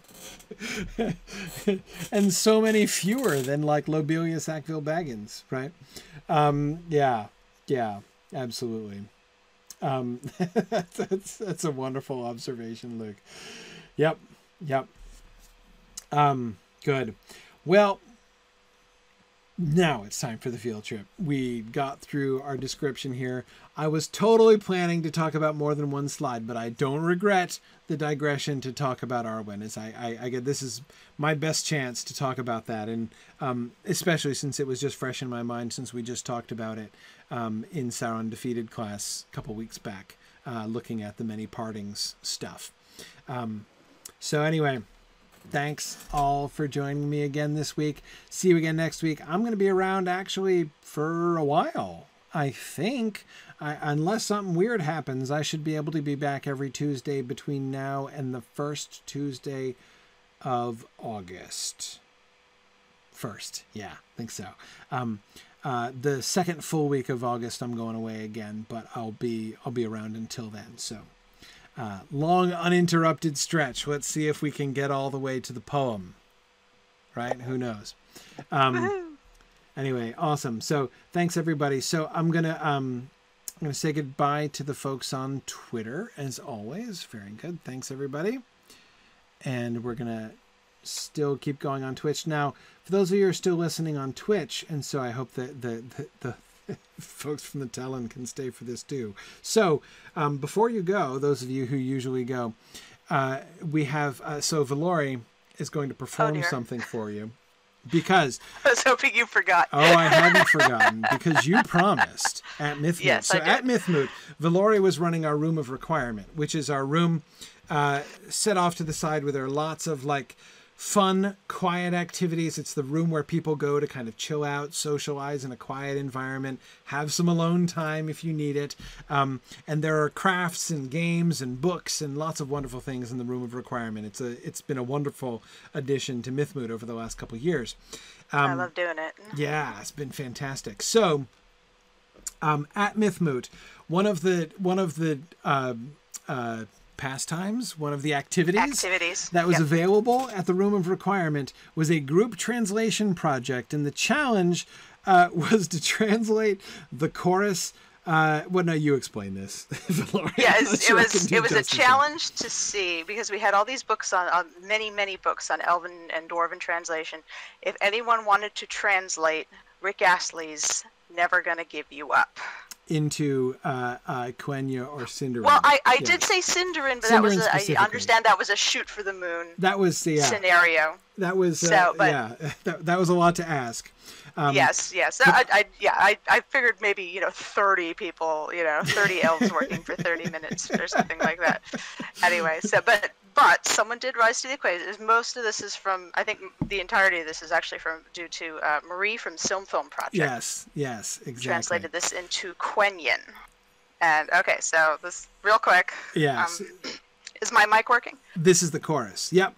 Yes, this is the chorus. Oh darn. Okay, here we go. Uio antuviantie, uio vartuvantie, varket pester arkie ar atuvantielo, uio rakuvantie, uio namarie, varket kaptuvantie ar harnuvan. Sorry, I almost didn't make it. Oh, that is excellent. That is absolutely excellent. Now, I thought this was the best idea for a conference activity ever, and I am really glad. The only problem is, of course, we need it in like a Rick Astley voice, right? We need it in like the deep baritone, but I can't do the Ginger Power voice. it's okay. Yeah, I know. There's only so much we can do. Yeah. Bricktail says I can die happy. If anyone, yeah. So if anyone has any suggestions for songs we can for Meth Mode, or wants to submit their own translation of Never Gonna Give You Up in Quenya, Sindarin, Kudzul, Black Speech, whatever, you know, just no, these kinds of translation process, and so for those of you who are who are thinking that this seems like a strangely frivolous kind of occupation. One of the things that made me laugh about this is this struck me as actually exactly the kind of thing that Tolkien would have done. I mean, remember when he was like working out Quenya, what does he do? He translates the Walrus and the Carpenter. Walrus and the Carpenter. Right, into Quenya. That's actually what it was a shower inspiration when I was thinking of the Walrus and the Carpenter. And then I'm like, oh God, I'm going to say this. I know I'm going up this morning to announce Room of Requirement. And I read it by Rachel. I didn't run it by anybody else. I had no clue how everyone was going to receive it. So. Yeah, absolutely. So it's like that, to translate, like a sort of a silly, funny verse is exactly the kind of thing that he would do. And Burgess, I agree with you. We need to send a recording of that to Rick Astley. Yeah, absolutely. In fact, we will try to make this happen. Druid's Fire, if you could do a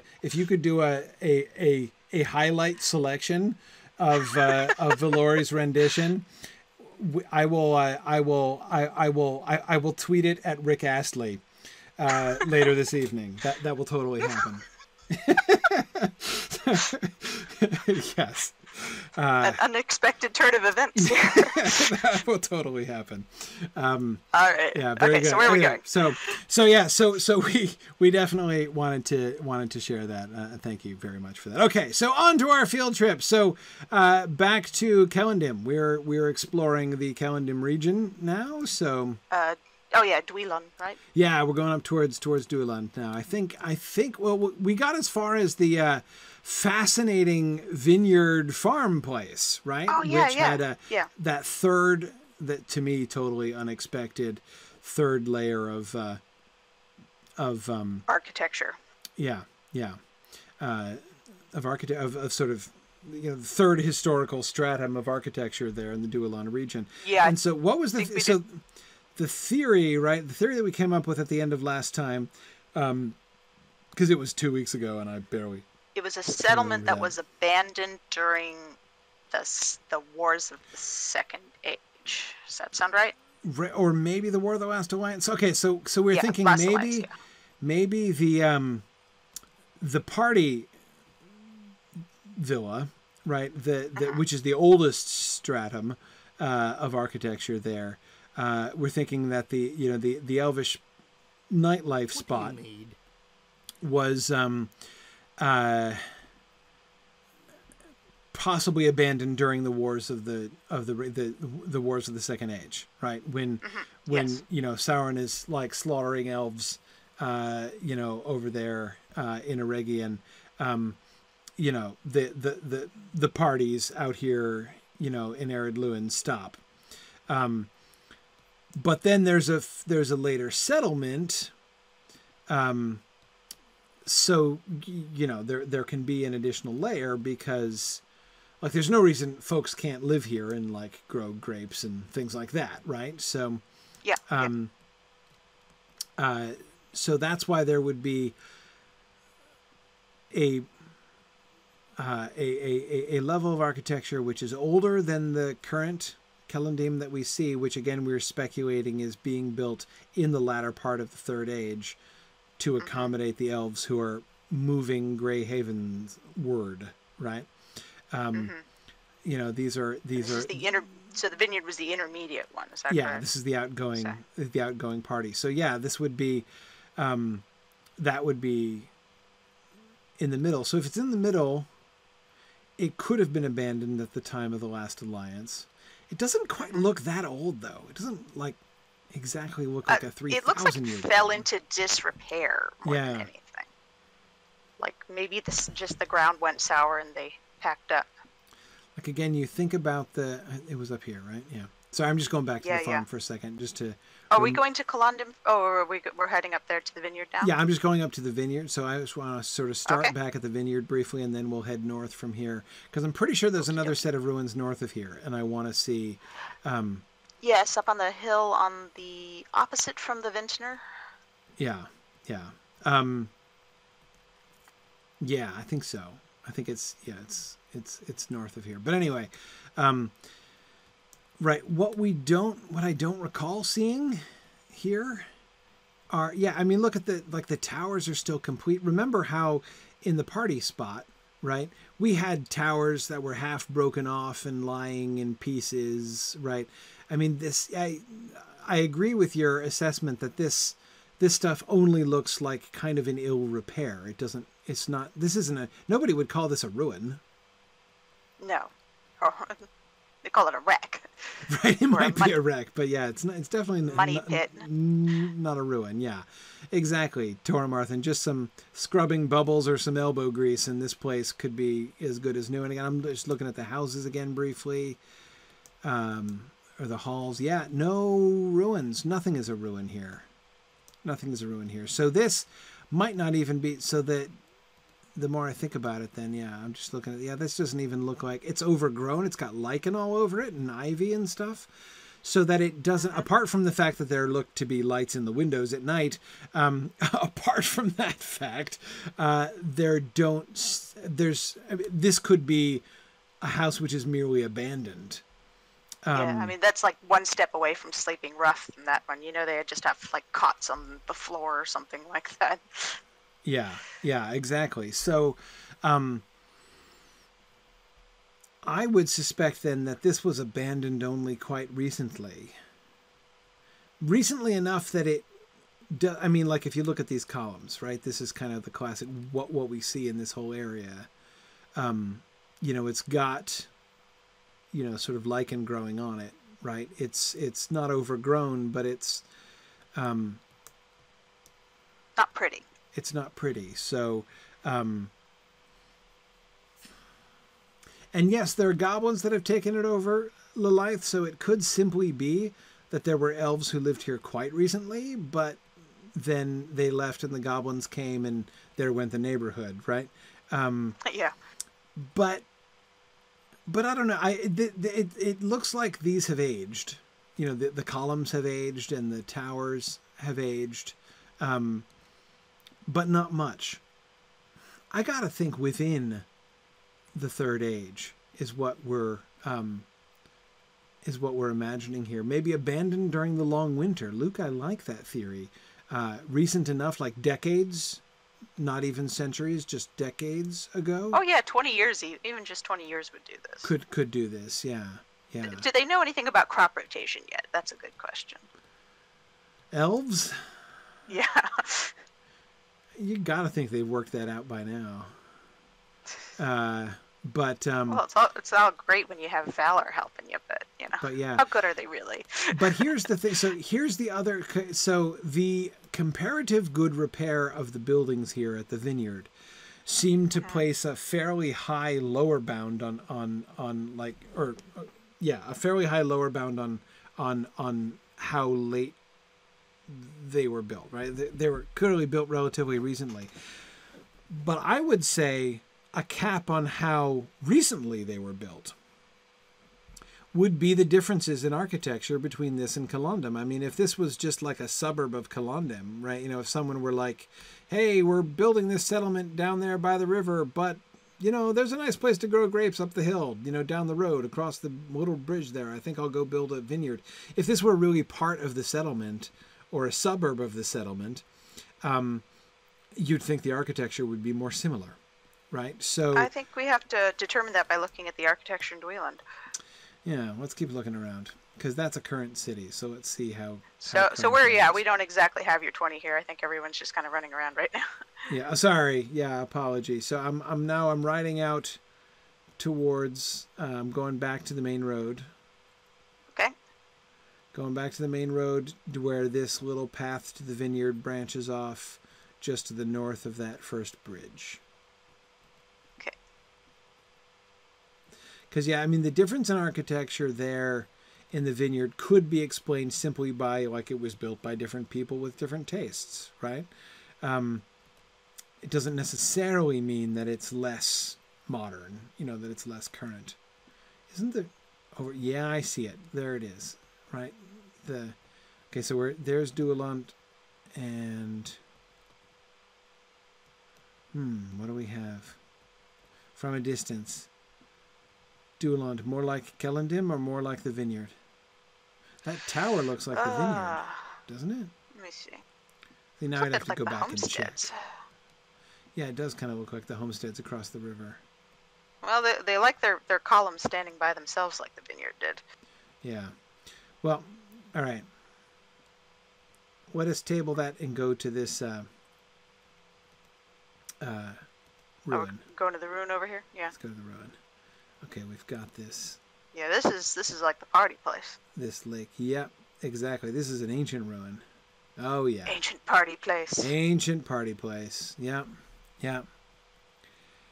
The young elves are still sneaking up here to have raves late at night. Nobody's watching.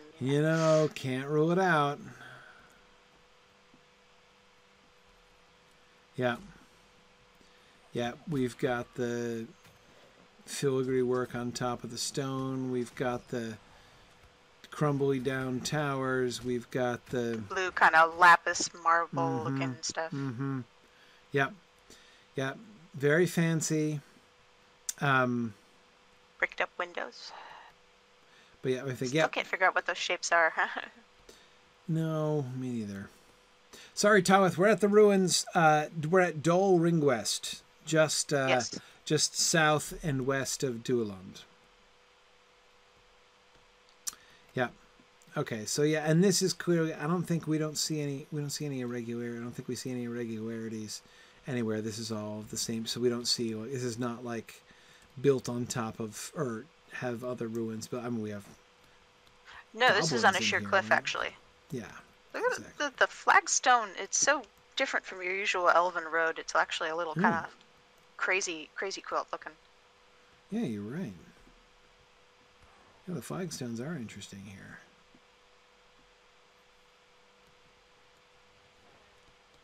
Oh, that was a goblin. Yeah, the kind of veined stone is really interesting there.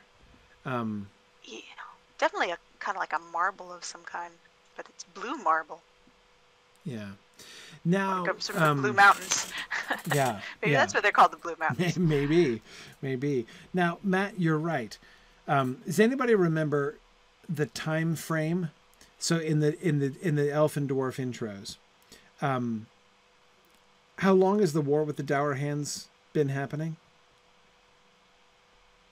Ooh. Could that explain some of the abandonment? I wouldn't think it would explain the abandonment of this place. It was back in Bilbo's time, because the whole thing starts off with you not being chosen to accompany Thorn and Company. Ah. So that's how long the Skorgrim Darrowharn nonsense happened. Right. The most recent thing, like since Skorgrim was raised. But yeah, no, the older conflict when Skorgrim's first, like, when he was just a dwarf and not a creepy semi-undead thing. Yes, exactly. Yeah. Right. Matt says he found it. It says it was 600 years before the present time of the game. Okay. That wouldn't explain this necessarily. I wouldn't think. I mean, one of the things that I'm judging by here is I'm thinking about Eregion, right? I'm thinking ahead to Eregion geographically, and the level of ruination in these ruins kind of is like the ruins that we see in Eregion. Right, like Second Age ruins. Like now, of course, and Holland and yes, Gwingris. Yes, exactly. Those had help, right, as they were also the site of war. So, those ruins could have, burned down, fallen over, and sunken into the swamp. But still, it's a similar time frame, right? So yeah, Second Age abandonment. So that would match with, the theory that this stratum of architecture here in this area was abandoned at the time of that war in the Second Age. But yeah, could the vineyard, for instance, have been abandoned? Could that have been abandoned at the time of the war with the Dour Hands beginning? That seems very possible. That seems very possible. Now it's, we were saying it wasn't really ruined. It's only been 600 years, of course, in elf time. That's not that's significant. Yeah. These arches are super plain. I have a pair of socks that is 600 years old. Exactly. Yeah, they like their arches standing here doing nothing. Yeah, random arches are definitely a feature of this area.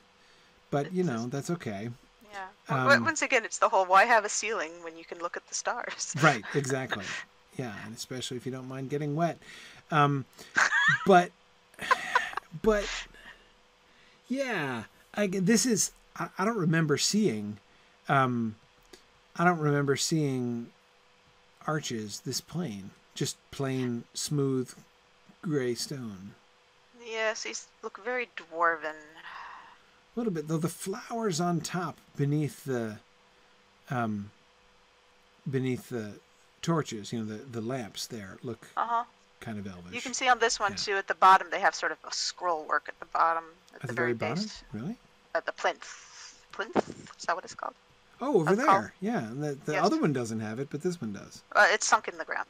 Oh, I see. Right. Oh, right. Okay, as you can barely see where the top of it might be. Okay, got it. Okay. Sure. So that the land has subsided beneath it is suggestive. Okay. Let's see. Love the cherry trees. Okay, somebody remind me. The spiky bits at the top of these towers. Those were definitely on top of the towers in the vineyard. Yeah, the vineyard had the Church of the Bomb kind of missile spires. Exactly. Yes, the spires, which kind of remind me of the jet with which you shoot the aliens in Space Invaders. Yes. Yes. Somebody confirm for me. Do we get this rooftop feature in Killendim proper as well, or only at the vineyard? I think I've only seen these turtle shells at the vineyard. That's my impulse too. That's what I want to say also, but I would love corroboration of that. Because some of this, a lot of it looks like Killendim. This house looks kind of Killendim. But that one, this gazebo tower, this is basically the vineyard tower, but like without the lichen growing on the pillars. Yes, exactly. Yeah. Love the fish fountain. Really interesting fish, just like almost as if the fish has come leaping up out of the fountain. Of course, it would have been a rather inadequate water supply for a fish of that size, but still. Well, that's why it's jumping out. It's going to get me out of this shallow bucket here. Yeah. Fishes. They're still by the river. You notice that fish would probably play a big part of their lives. Right.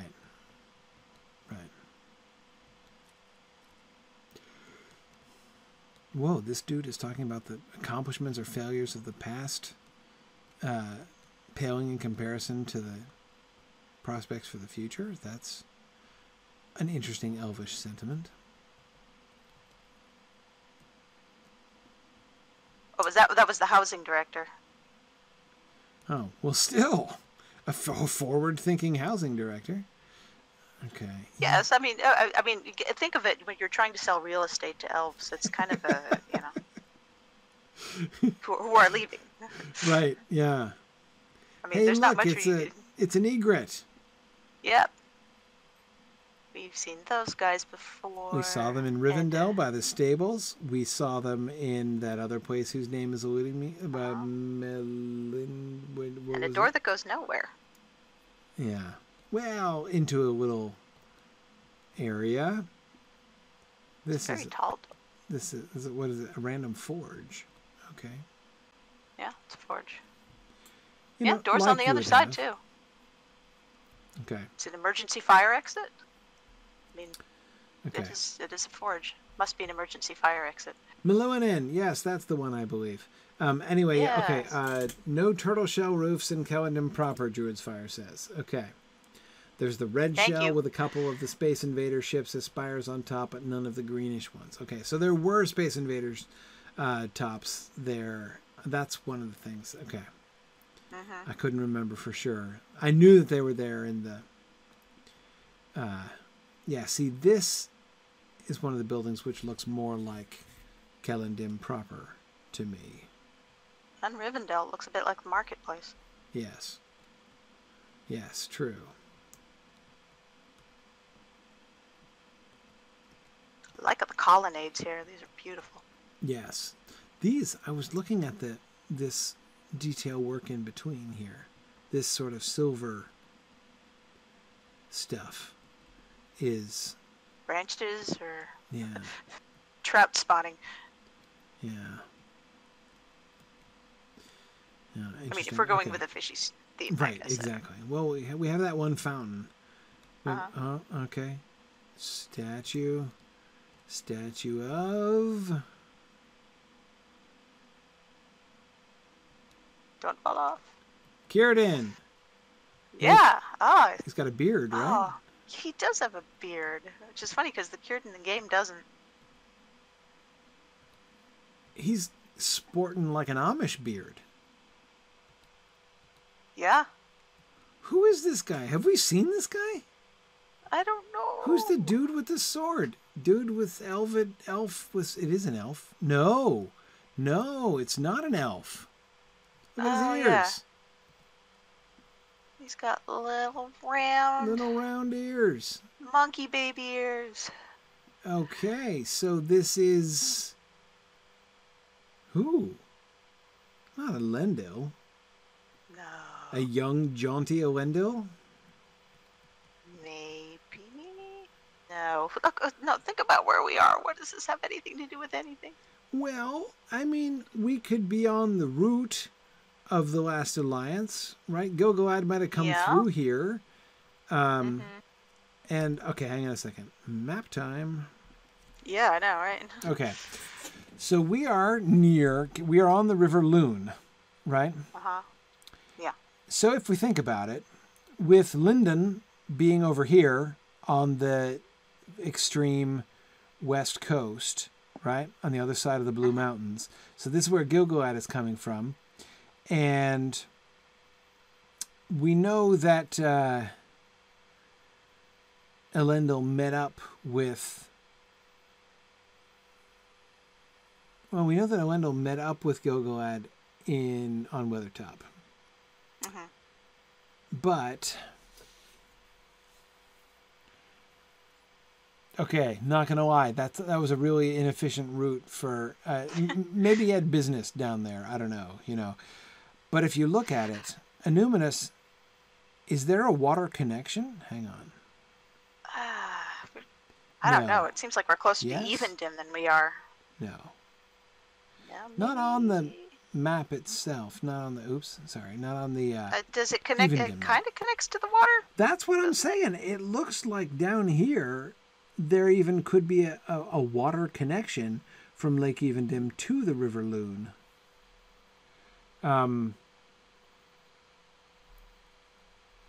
So, yeah, I mean, anyway, could Elendil... maybe Elendil could have come through, because I'm asking myself, how did Elendil get to Weathertop, right? If Elendil, he could have come down the Brandywine and then traveled through Bree out to Weathertop that way. Like, that's certainly very plausible that he could have taken that route. Yeah, yeah. He could have come down the Loon. But really, as you say, I can't imagine that Elendil even went through here. Yeah, no, So this why just do they seems have more like any this. human on this? It would have to be someone like Elendil I mean, it's or got a to be a famous High Numenorean, King of right? old or something. Or it could be a High King of old. Some kind of. My mind's Let's blanking see. because it's 12:11. So. Yep. Let's see. So, all right, Druid's Fire. I'm looking at where he's pointing. He's facing, like his body is facing east, but his actual posture, his hips are turned, but he's facing northeast. Towards Illuminous. Doesn't seem to have much armor. It's just a robe and a belt. He's got a sword, but yes, that's a casual. He's not dressed for battle by any means. He doesn't seem to be a king. He doesn't have a crown or anything. He's got a headband. Yeah, does he have a headband? Not like a Star of the North headband necessarily. Or just maybe nothing bound to his brow in particular. No, I agree. It just kind of looks like a sweatband, really. Yeah. It's one of those barbarian mullet holder backer dealies. Yeah. He's got something to hold back his mullet, and he's got a sword and a robe, relatively cool fancy belt. robe. Yeah. Seems more like a wise man than a action hero. But with sword. Sword could just denote power of another kind. It could. But it seems to be pointing at, like facing, confronting, with its arm stretched out towards in the direction of Illuminous. And I suppose beyond Illuminous in the general direction of Angmar. But this is a puzzlement. Have we seen this statue elsewhere? Arvidui? Skolham is thinking maybe it's Arvidui. On his way to Forakel. Oh, I see. That's a good suggestion. Maybe. Kind of a grim and very short story to commemorate with a huge statue. I mean, look at this thing. It's 5 times our height. Yeah. Yeah,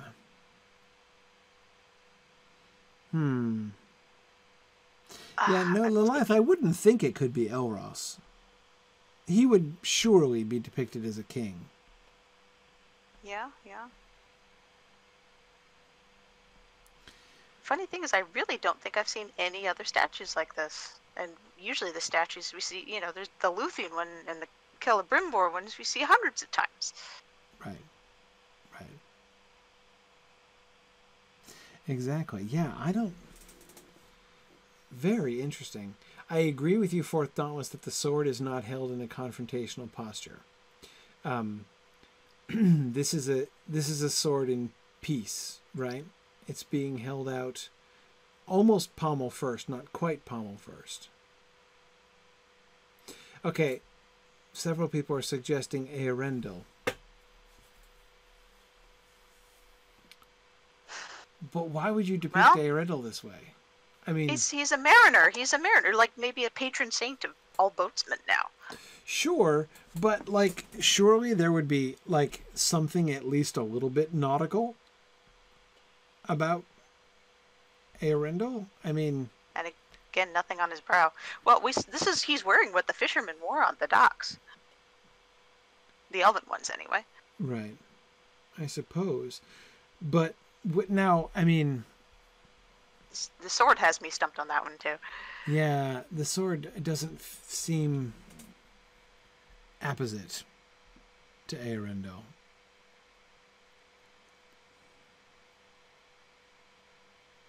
What if it's abstract? What if it's symbolic? Symbolic of man's peace with elves? Yes. Or the line of Numenor? Maybe. Let's see. I dig it. Not Line of Numenor, because again, I think we'd be more crowny.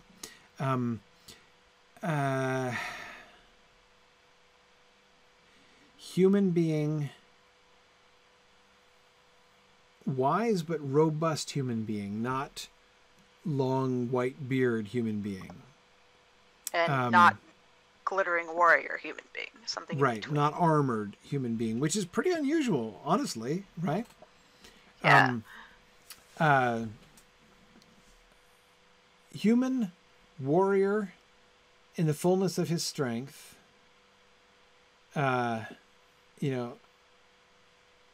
dressed in robes of peace and holding a sword, but in a peaceful posture. And humble adornment on his head.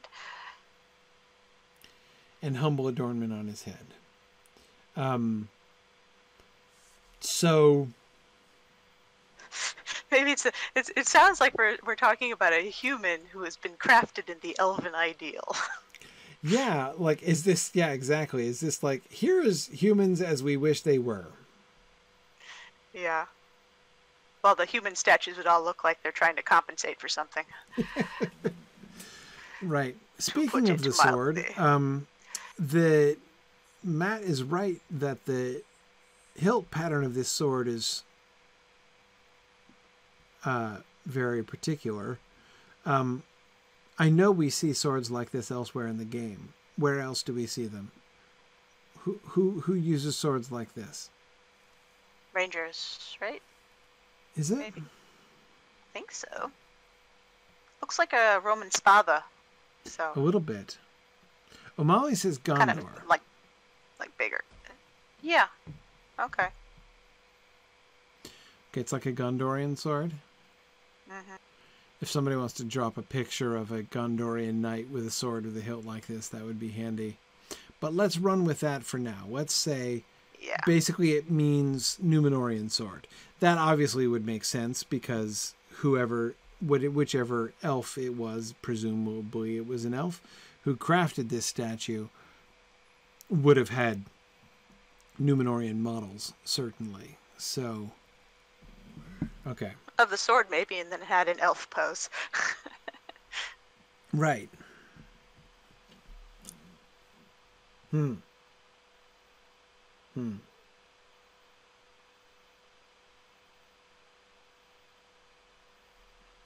Intriguing. Well, now I wonder what that broken statue at the foot of the water is, if it's the same one or a different one. Yeah, exactly. Exactly. Well, we'll look around. Yeah. Druid's Fire says there's another statue down lower, but we'll look at him next time. All right, we'll come back to Dueland and continue. This statue is a find all in itself. This is really interesting. I'm thinking vague Numenorian, looking towards Numinous. Some sort of avatar for Numenor in general. Yeah, exactly. Young but bearded, so there's like wisdom but youth. There's, old and, young and yet not young. There's the robes of formality and peace.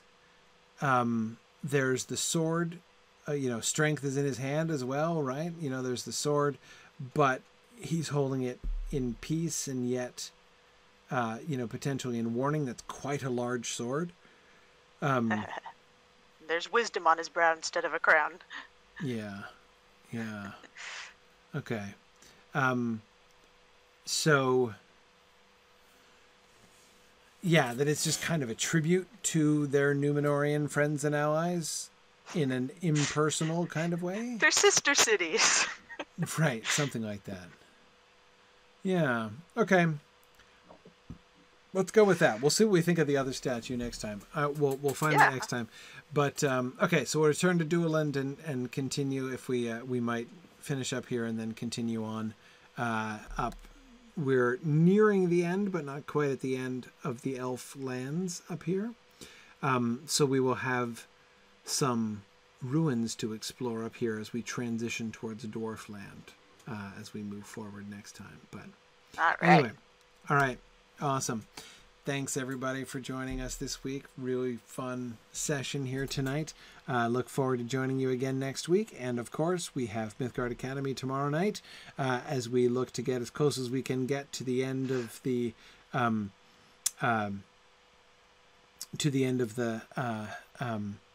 the history of the Lord of the Rings, and then Film on Thursday night, and then Grifflet on Friday. So thanks very much, everybody. Good night. Namarie.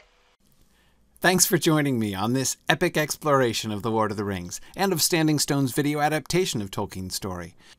If you are having even half the fun I'm having on this journey, I hope you will consider supporting the project by donating at signumuniversity.org/fund.